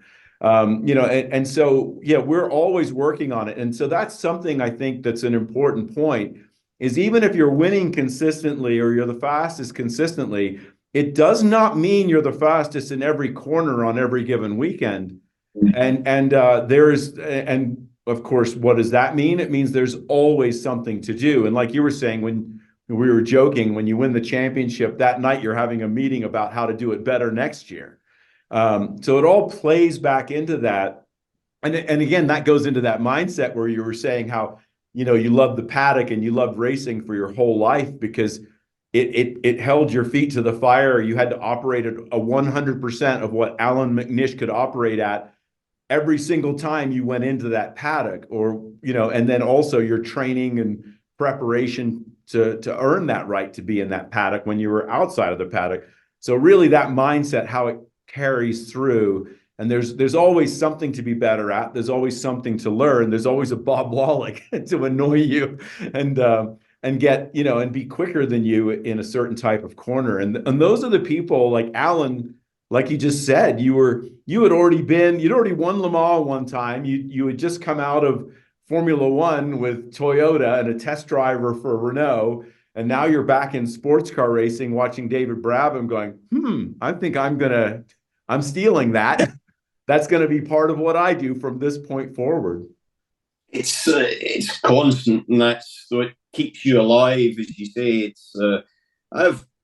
I think we've been probably through one of the most hardest schools possible. It's ruthless. Motorsport's ruthless. You win or you lose. You lose more times than you win. And I've got my fair share of wins, but you go home empty-handed a lot. But it definitely, I think, is a very good educational tool. And when I stopped driving, and especially then when I took up the team principal role for Audi with their Formula E program, and then to deal with drivers, that was really interesting for me because then I had two people that were like caged lions in a way, and I was looking in a bit of a mirror. And I wouldn't say I necessarily always liked what I had to say to them because it was kind of the opposite of what I would be. Right. You're like, I'm a hypocrite right now. I'm being a complete hypocrite. Yeah. But at the end of the day, it's as a racing driver, I think you see something out this narrow little view, which is the visor. You don't understand and appreciate. You hear about it. Yeah, I know there's so many people back at the factory doing this. You know, the impact of a radio message, whatever it may be. So only then when you step back out and you can then see that wider side, you appreciate all the effort that goes in, but also the effect the driver has on the team. Yes. And how the driver is actually not just literally the driving force, but literally driving the energy into a team. If they're putting the effort in, if they're there with the engineer, making sure that they deliver, if they're just aware that the mechanic, you know, for example, he's been up all night fixing the car after you shunted it yesterday, you know, bringing him a cup of coffee. Yeah. Cheers, chat. All of these sort of things, they've got a massive, I would say, energy source into it. And that can build so much momentum. But I think it's difficult to see it when you're doing it, because you have got to be so ruthless through that visor that you sometimes underestimate the power of the driver outside of the cockpit. That's a really great, I think that's a really great thing to point out. And I think of that like when I think of more like the engineering side and the car prep side. But you know, when I'm testing cars for these guys at TFL, and I go talk to the engineers who built this car that I'm testing, this brand new whatever, you know, and I always ask them, like, you know, what are you particularly proud of? What did you do really well? And they kind of light up and they start talking about, you know, we managed to do this and get the geometry better here and stiffen the chassis there and all of that. And you realize, like, when you drive a lot of cars, you know, and these are all production vehicles, and this is true of race cars as well, but generally they're all okay. But there are a few that are like exceptionally good. And for these ones, when I'm talking to the engineers, like I've gone and driven the car on the track and I'm just like, holy cow, these guys, they are on it, you know? And I'll go talk to them and you definitely feel this extra level that exists there. And I always used to describe that as sort of like everyone has an idea or an ideal of what they consider to be good enough. And they move on to the next thing. Yeah. And that can go down to just nuts and bolts, to suspension geometry, to torsional rigidity, to how many test miles they put on the thing before they signed off on it and said, hey, this is good enough to carry our badge on the hood. To your point, the same thing happens within the team where, let's just say, corner weighting a car, so putting the thing on the scales. So what is the team's idea of good enough? Like the engineers give them some notes on here's what I would like for the toe, the camber, the caster, the ride heights, and all of this. And then it's given to a technician or a mechanic. Back in the day, we called them mechanics. Now they're technicians. They take those notes and they turn it into the actual setup race car. And so to your point of bringing the guy a coffee in the morning or just interacting with them or showing interest in them as a driver raises their level of good enough. They'll work that much harder. They'll make the car that much better. The engineer who is listening to you when you're debriefing them will put more weight and stock in what you're saying. It will matter more to them. The relationships that you have on that team ultimately determine the performance of that vehicle. So all of those little things are what makes the difference. Those tiny little things, like I had Steve Dinan on, who was a very good race engineer, and he said, everyone wants to know what's the one thing that can gain me a second? And he's like, I've got bad news for you. It's 1,000 things worth 1,000th of a second. 1,000th of a second. That's what adds up to your second that you're looking for. When you get into the level of professional motorsports, that's the increments that we're playing with. And so you think about like the little things that you were just talking about with your drivers, where you're trying to get them to not have that blinders on myopic view, but kind of appreciate the whole team and understand that you have an influence on how well your team performs, not just in how you drive the car, but in how well you interact with the team itself when you're out of the car, and the level of professionalism you bring with that, and the amount of care and mutual respect, hopefully, that is there through all those relationships, and how ultimately that raises the game of the team. I think, I remember this. I mean, and you were a big part of it, but of course the NFL Films crew that did the Truth in 24 film about Audi at Le Mans. Yeah. I don't know if you know this. Don't you know if you know any of the guys that have the copyright to this? I use a clip from that when I'm doing my motivational talks, and it's the clip is the Audi team a week before the other teams at Le Mans doing pit stop practice when the other teams are showing up. They're, and they're looking at Audi like, what are those idiots doing? They're doing pit stop practice. We're going to do that later anyway. But it's like, you're doing extra pit stop, and that's just one example of all the things that team did, how they took everything to that level of diminishing return where everyone else said, oh, it's good enough, but Audi was like, no, it's not. Let's go. And of course, the famous gearbox change that was done, so fast that caused the rules change in 2000. Yeah. So all those examples of how the team sort of all came up to a level, and how like you put, how the driver is such a key element in helping to be a part of raising every level of the team to find those thousandths of a second in those thousand things. I think that for me, looking back now as a driver, I'm talking about as a driver now, I would say that probably 75% of my job was not driving the car. 75% of my job was either training, mentally making sure I was prepared, ready, fed correctly, rested, working with the engineers, making sure that I got exactly everything I had, making sure I had my backups. So all of my helmets were prepared, all my gloves were prepared, my underwear. There was never anything new going in for a big race. Everything was all there and backups were there. And working and making sure all my sponsors, all that work was done prior to any big key moments, so that when it came down to those key moments, it was purely execution.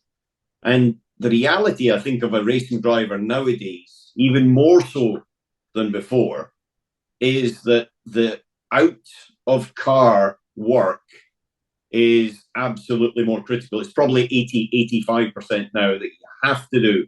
And so coming back to the reason that we do it in the first place, that I started karting in 81, was the passion. Now the passion becomes the 15%. Yes.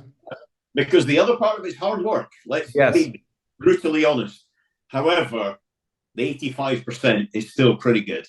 And it's still enjoyable because you're focusing towards that ultimate goal. And that's why I say I don't think it's luck. I think it is all of these little pieces of hard work that you do in the background. The wheel change testing we did, I remember it like it was yesterday. It was blooming cold. It had been raining, and we were out there, and it was after the test day, and it was the next day, and we stayed on with our car because they were doing wheel change testing. We were doing turbocharged changes. We were using the Bugatti circuit at Le Mans. Yeah. To shake down the car, but at the same time, when the turbos were up to temperature, we would come in, and H, who was the engineer, would radio to the team, car in pit lane, change the turbo. Had to change the turbo. Then the next time we go back out, car in pit lane, and he would have a predetermined idea of what he wanted to happen, Yes. Maybe change the floor, change the left front suspension, change the internals of the gearbox, and we practiced that, and it was pretty much behind closed doors, and that was bloody hard work for everybody. But that meant that when one of those things came up, everybody was rock and roll to make sure it worked. Yeah. And that to me is not luck. That's focus, hard work, dedication. And as much as it maybe would have been nice to sit beside the pool, it won us Le Mans. Yes. And the trophy that's sitting over there, the champagne that we had, and the party that night was definitely worthwhile. So, to me, the luck is not there. It's just down to the basics.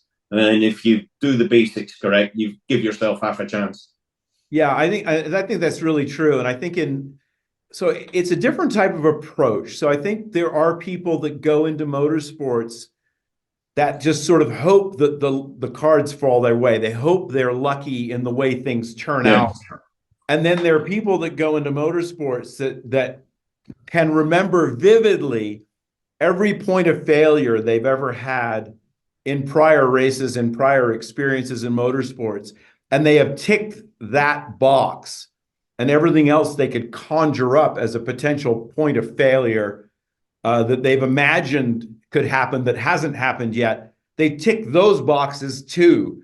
And that's how they approach racing, sort of with that level of preparation. And by the way, if you haven't seen that movie, that film, Truth in 24, go watch it, because it is truly inspirational. They really do pull back the veil and show you what Allan was just describing about that level of preparation. And that's the other cool thing about motorsports, is we also know that we can be prepared as we possibly could be with every box checked, and motorsports will still throw curveballs at you. Something unexpected will always happen. So you think you've changed every component in the car, but you'll have some weird combination where the mechanics end up tripping over each other that you hadn't conjured up. But the next time you do the practice, you include that combination, in there, and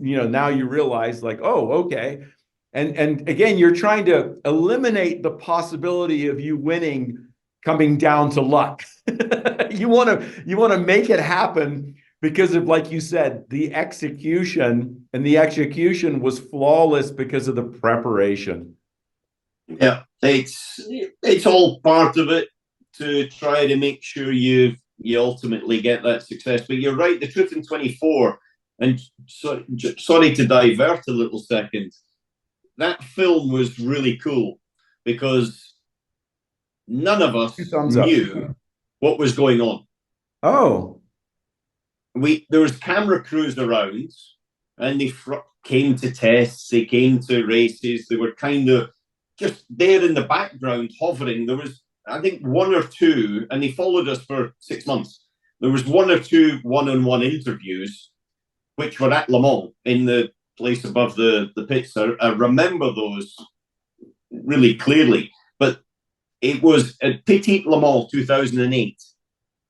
We had a pretty cool race on the Saturday, and won. And then on the Sunday morning, we all went into the truck, and the lady who was in charge of marketing for Audi of America at the time brought in a copy of a DVD, and we stuck it in and we watched it, and she said, "This is the rough cut of the film we've been doing for the last 6 months." And we all went, "What film?" We had no clue what she was talking about.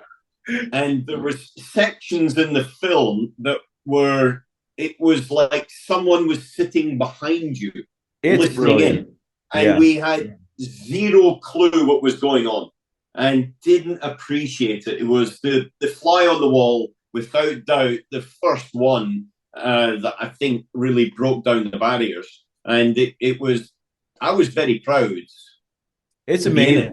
To be honest with you, because I think it's a great motorsport film. There's been some fantastic ones since, without doubt.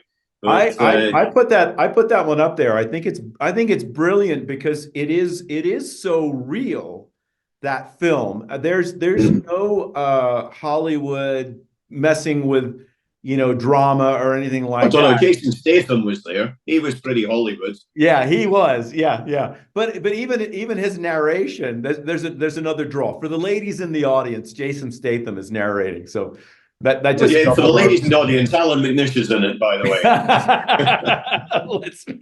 Yeah, all right, let's cut to the chase. He did base all his characters on you. Let's just say that. He learned a little something at Le Mans as well.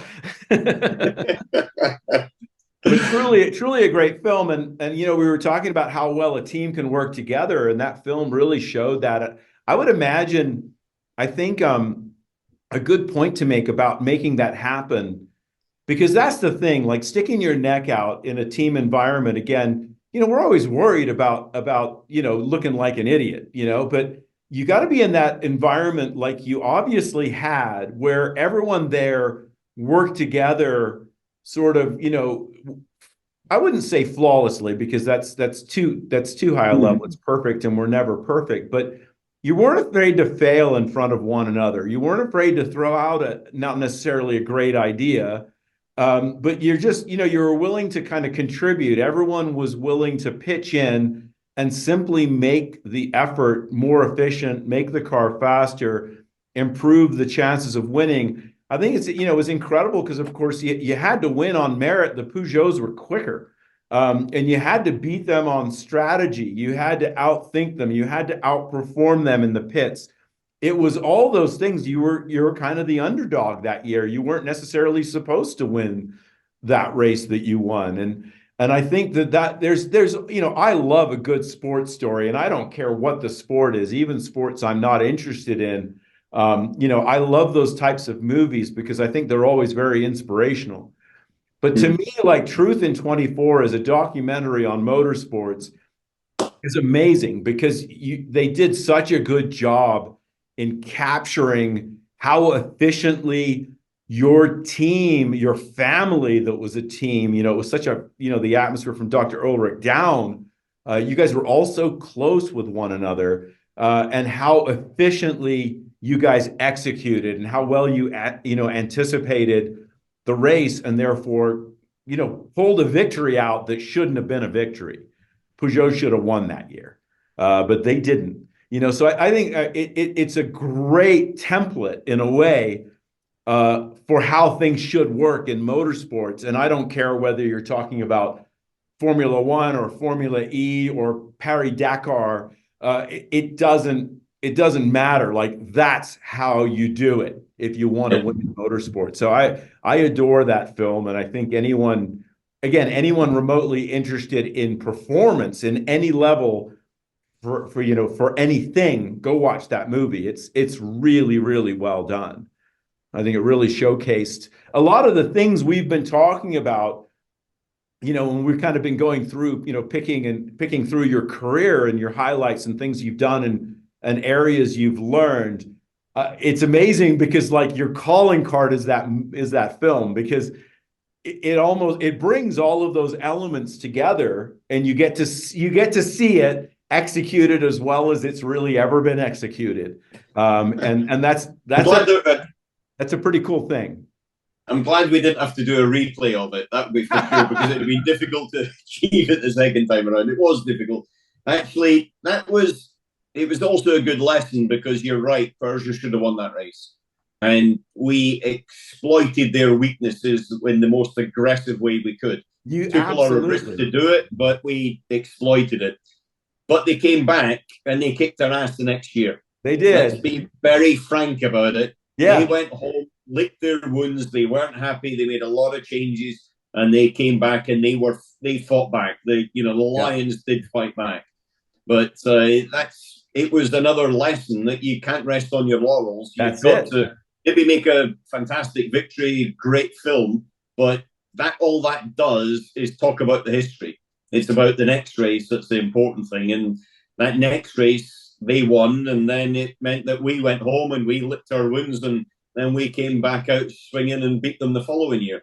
Yep. But that's what makes it so great. Again, your feet are held to the fire 24/7, 365, because you always imagine that there's this other team that's going to show up at this race in 6 months, and they're thinking about all those things. So every moment that I'm not focused on improving my performance, I run the risk of falling behind those other guys, because they certainly are trying as hard as they can. And that's that sort of that paranoid obsessiveness that we have with personal performance and team performance. And I imagine, like, how many times did you think of something when you were at home or you got done with a training ride or run? I know you're a big runner, and you text someone on the team with an idea or a thought, right? Like those types And of on Christmas Day, yeah. Christmas Day, I have messaged my engineer, and it then, oh, by the way, happy Christmas. Yeah, exactly. Or It's, happy birthday 2 weeks ago.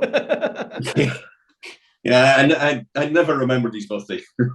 But Yeah, so that's the thing about it. It's so obsessive, and I always make the joke that any rational person wouldn't do it. We get like sucked into it, and it becomes this passion with us and this obsession. And then you people look at it like, oh, you just kind of show up on the weekends and you drive a car and then you go home. And you meanwhile you're slogging training hours and hours every day just to be able to put up with the G forces of a prototype at Le Mans, going through the Porsche curves, in something like that where you're doing 4 Gs for hours.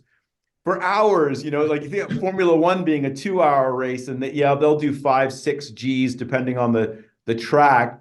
You're not quite there on G-force, but you could be doing a triple or a quadruple stint, and you're putting up with those G-forces and that hot cockpit back in the day, for hours and hours in the middle of the night, maybe when it's raining, all of thjust I don't know, it's just the coolest thing on the planet to me, are those moments. Last night, Alan, speaking of Porsche curves, so I just have like Gran Turismo 7, and I had my son sitting in my sim seat, and driving the Porsche curves in a 1990 Nissan Group C car, and he was just like, blown away by trying to get the rhythm through the Porsche curves, which are very, very tricky, and it's relatively narrow through there. And of course, he's doing it as a time trial, so he's the only car there. So I'm like, imagine this is jammed full of slower cars, and you have to pass,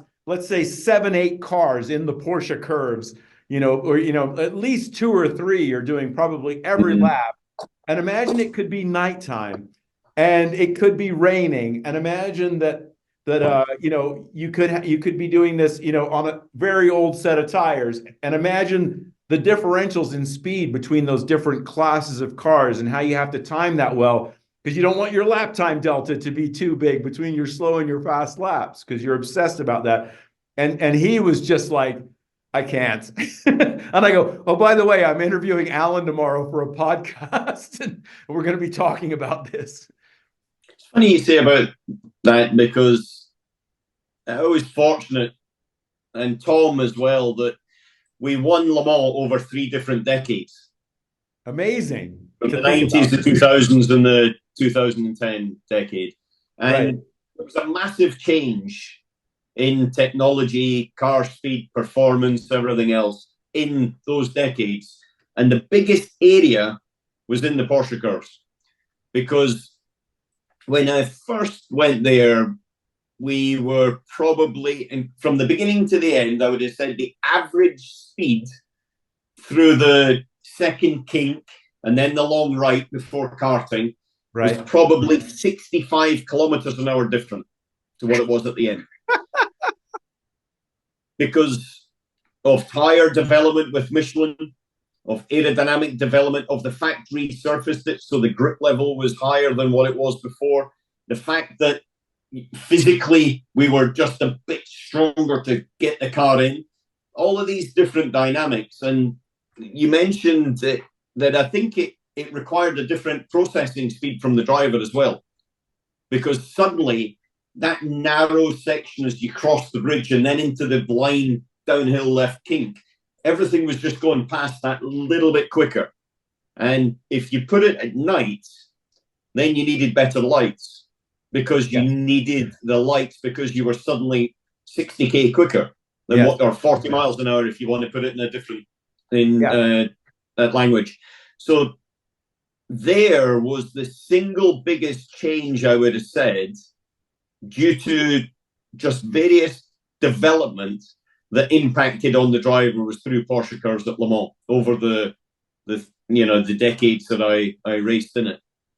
And I think it also is another point that separates the drivers because of that speed, because of that requirement, the focus, the concentration, and the ability to process, which for me is now and becoming even more so as technology gets higher. A driver requirement is ability to process information at a much higher speed than we maybe did in the 90s when I started at Le Mans. Yeah, and I think about then you want to throw, like, let's just dump some more stuff on there. Think about the complication in the modern cars now with just the adjustability of the cars on the steering wheel as well. You know, yeah, exactly. That was the point I was meaning about the brain capacity to compute. Because you've got so many variables. You know, when I stopped, the steering wheel had 120 different options of settings that I could change from the cockpit, and I was managing that as we were driving, tire degradation, fuel weight coming off, absolutely, track grip evolution, brake balance movement, brake balance drift to the rear, the way the recuperation of the hybrid system was working, all of this, the way the power delivery was coming from the internal combustion engine or coming from the hybrid because they could be separated.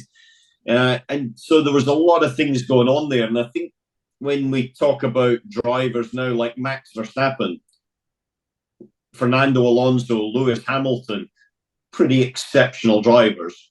It's their brain capacity. They can drive without using much of the energy of their brain. And then the rest of it is available to do everything else. Yeah. They just got layered in. It's the ability to flow, right, in these situations. And then as you're adding complexity to the task, you're having to then consciously learn this thing, then make it a subconscious process that's part of your trusted process of driving that I don't have to think about. And then you just keep dumping things in there. So if you look, you know, like you said, back in the 90s, how many things that you had to subconsciously deal with while you're driving. And because you got to remember, like, the whole, you know, remember we were talking about racecraft, you're dealing with traffic. So you have variables that you're consciously having to always deal with.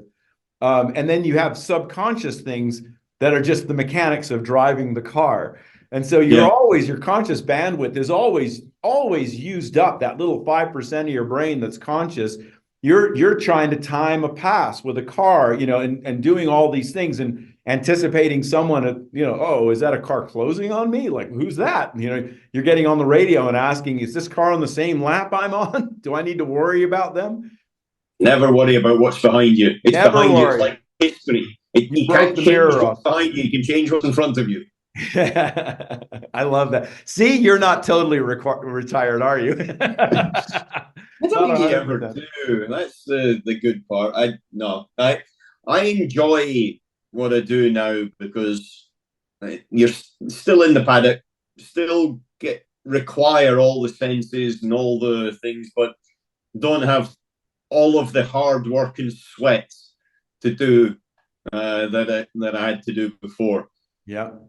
But I still think you use the same skill sets, though. You know, Paul, you know, the skill sets that I learned in karting, you know, the way that I manage my emotions, because you still get nervous before the start of a race, or when you know it's a critical decision you've got to make for the team. It could be winning the championship or not. Right. And so, you know, all of those things, I'm still a big believer that you carry through, whether you're racing, driving, standing up, speaking to your sponsors or pitching for something, or just even as a driver, trying to sell yourself to a team.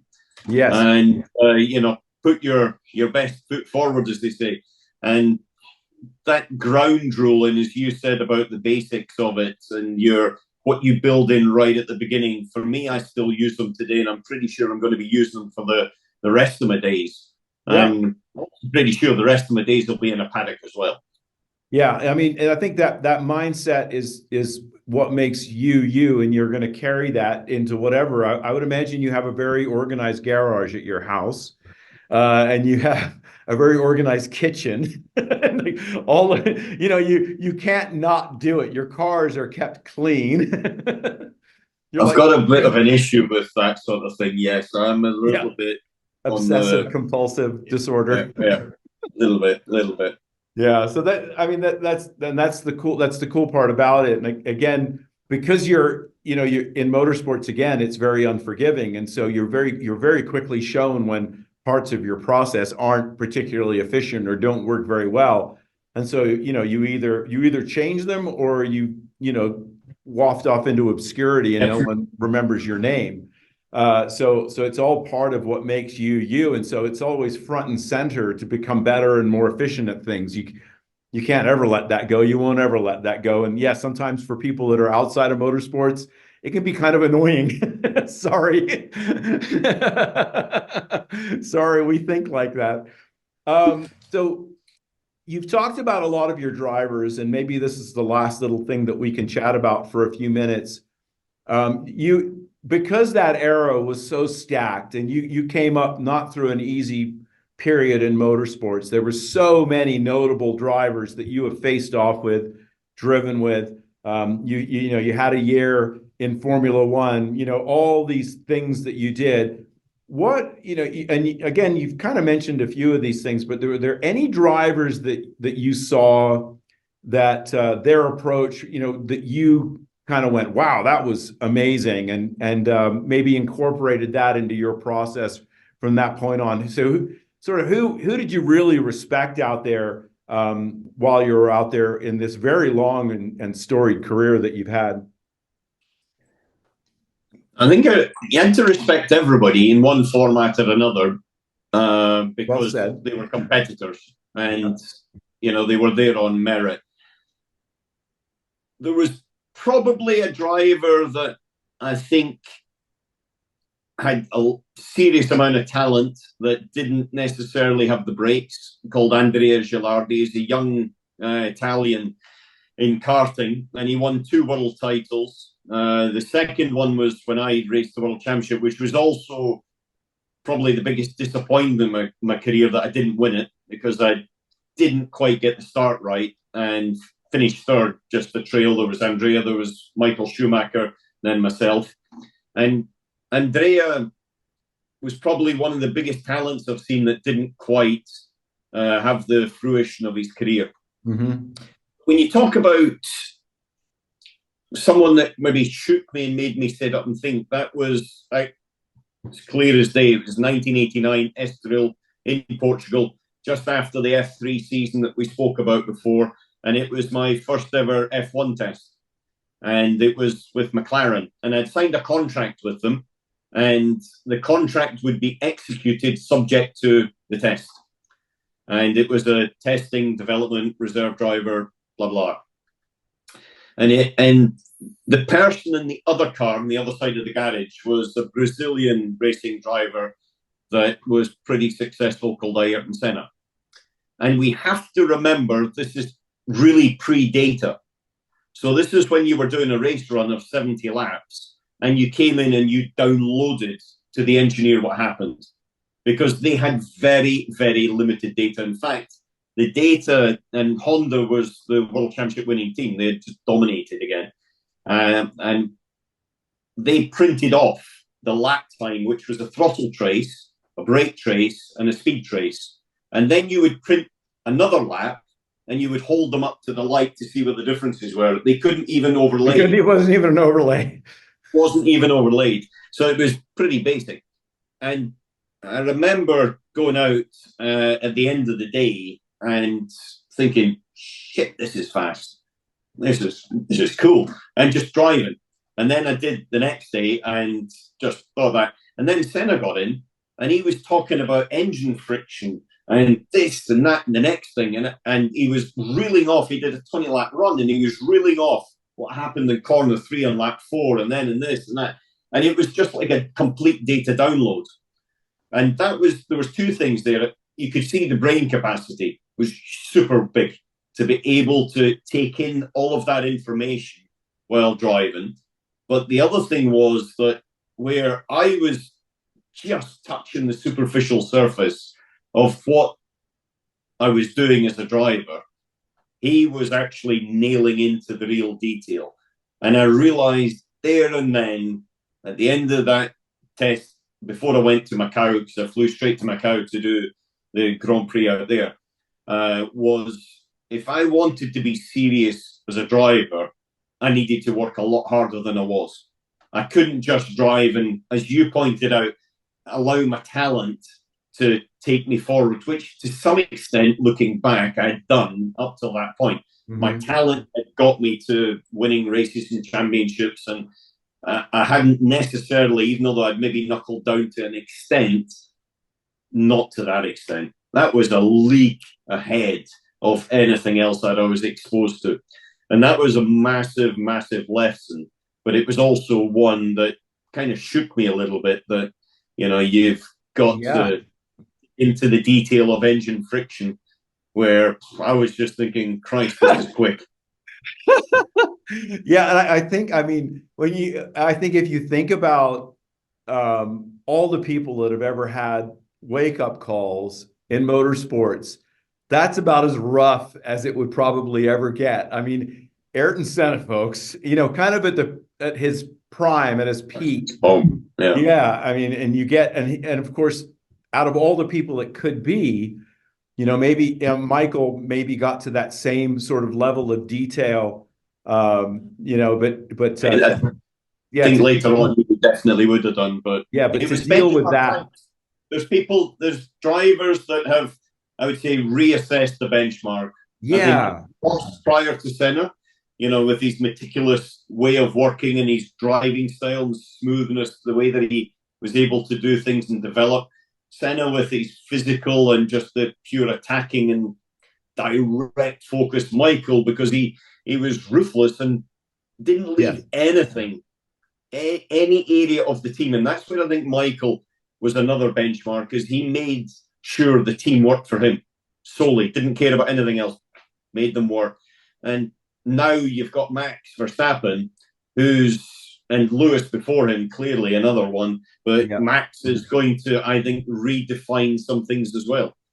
And it's the good part. Records are meant to be broken. They will be broken. Doesn't matter how good you think you are, someone's always going to come along and just make sure they do it that little bit better.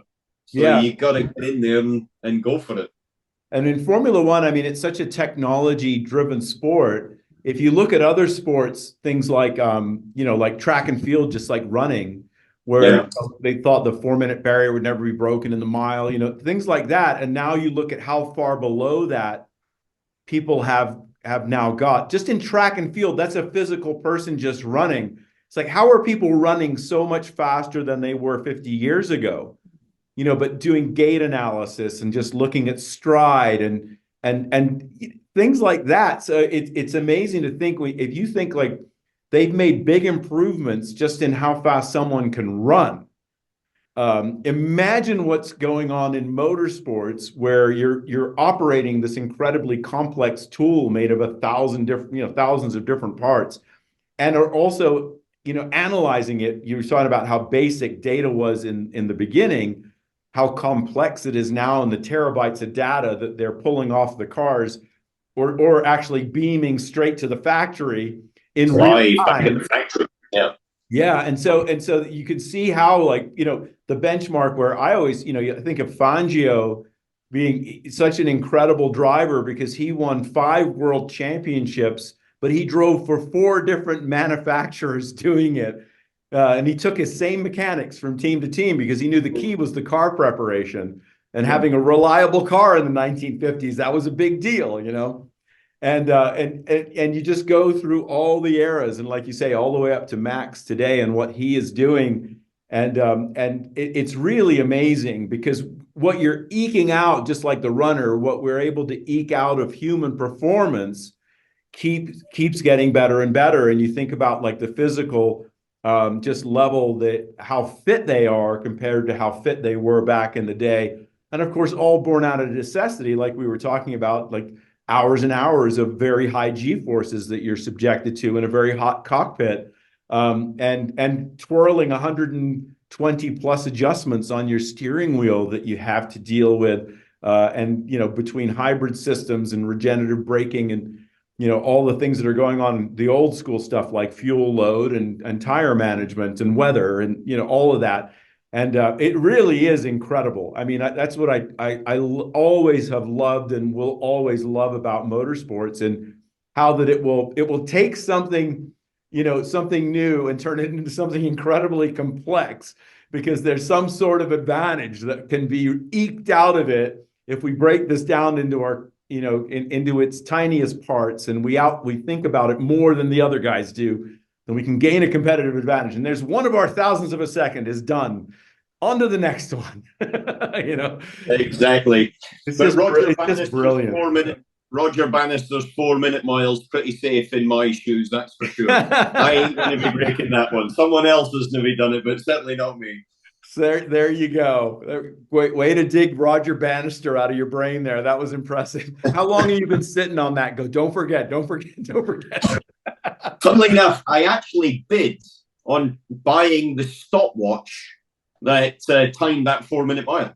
How cool. And you found and the guy that bought it found out it actually was slow. So, it's been a hoax the whole time. That would have been something, with it, like a huge controversy now, It was still on the actual stop point. So no. It was still sitting on the stop point, yeah. Someone's reset it and redid it. Come on. You reckon? That's amazing. Though. That's amazing. Okay, anyone else you can think of? That was pretty good, though. Anyone else that you could think of that shook you a little bit or changed your approach? Even like, how about like going into a team? Any teams that you went into, suddenly the level of professionalism or something like that? I was very fortunate because I raced with pretty high levels all the way through, whether it be West Surrey Racing in David Leslie, pretty good benchmark to start with in terms of that, but West Surrey Racing or Dams in Formula 3000, and my time with McLaren, it was obviously a pretty heavy time there with Benetton. Then we had Ross Braun, Rory Byrne, Pat Simmons on the engineering side. So yes, there was a lot of super people. But if I go back, and people that have influenced my career is actually one of the base DNA points is my father. And because at the end of the day, he instilled into me a lot of the basic lessons. And he did some motocross himself, got to say, not necessarily. He wasn't Roger DaCosta, if anybody knows about motocross rider. He wasn't anything like that. However, he instilled, I would say, a certain discipline and a certain understanding that what you put in is what you get out. And in that respect as well, he was without doubt the slightly obsessive person in preparation and making sure that when everything went into the trailer to go to a kart race at Crail or Larkhall, Rower, or wherever it happened to be, that it was absolutely spot on.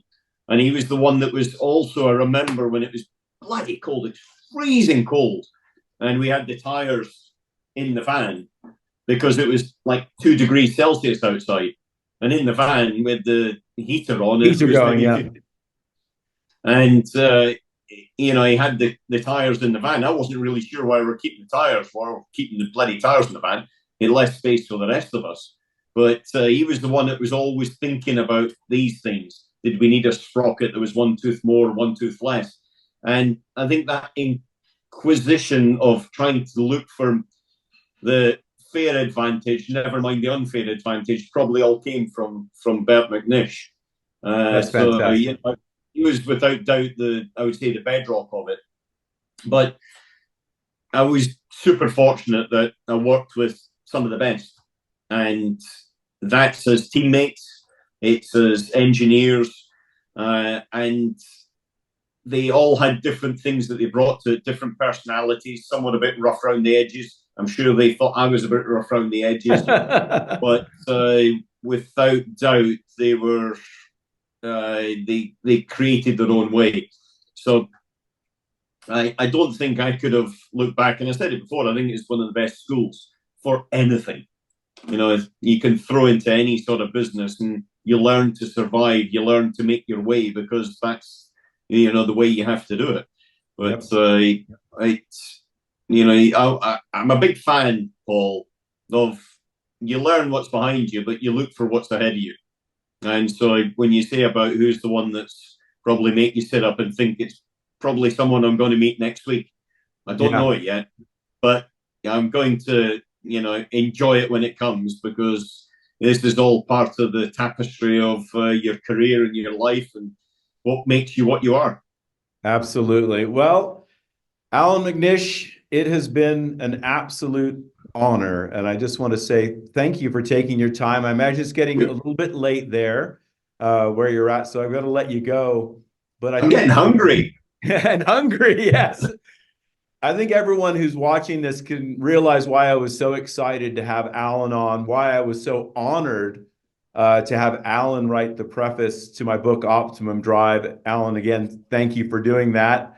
He's got his copy there. How prepared. I told you he was a prepared person. Look at it. I told you it was in the corner. I think it was underneath, making his desk level, so he was using it at all times. But it's actually making me look taller. Yeah, you're either a jockey or a racing driver, but not a motocrosser. So I want to thank you so much for taking your time, for coming on the Optimum Drive podcast. I couldn't think of a better guest, again, because of not only your achievements, 3-time Le Mans winner. You won the championship in the U.S. for the IMSA or Sports Car Championship. I've seen you win Petit Le Mans, Sebring myself. I've been there at the races. And of course, racing in Formula One, karting, you name it. Allan's done a year of DTM as well. You did, I think, as well, right? So you've been there, you've done it all. You can hear the names of the people that he did it against. And maybe that, to me, is the most impressive part of Allan's resume and his success, is he has come up and done all of those things in a very difficult era when he's been driving with Ayrton Senna and Michael Schumacher and everyone else you could pretty much imagine as being a name in motorsports. This guy has raced against them and come out with a very, very successful career as a result. So Allan, thank you. It's always a pleasure to ever get to chat with you, period, when I see you in a paddock somewhere. But this is another level of I really appreciate getting to spend time and talk to you. And I think a lot of these things that you've talked about, that you've brought up, that we've chatted about here, I think any driver could use to improve their process, to have a better attitude, methodology, approach, rationality, you name it, to getting more success, to eking more lap time and more success out of their career. So hopefully it helps people with their driving as well. So thank you, sir. It's been an absolute pleasure. Again, like I said, I hope to see you again very soon. Thank you very much, Paul, and I hope everybody has a fantastic 2024 season. I suppose my final words are exactly the way that I raced all the way through. You just got to keep it flat out. So, Paul, keep it flat out, chap. Thank you, Allan. Thank you, everybody. We'll see you next time on the Optimum Drive podcast. Thank you again, Allan McNish.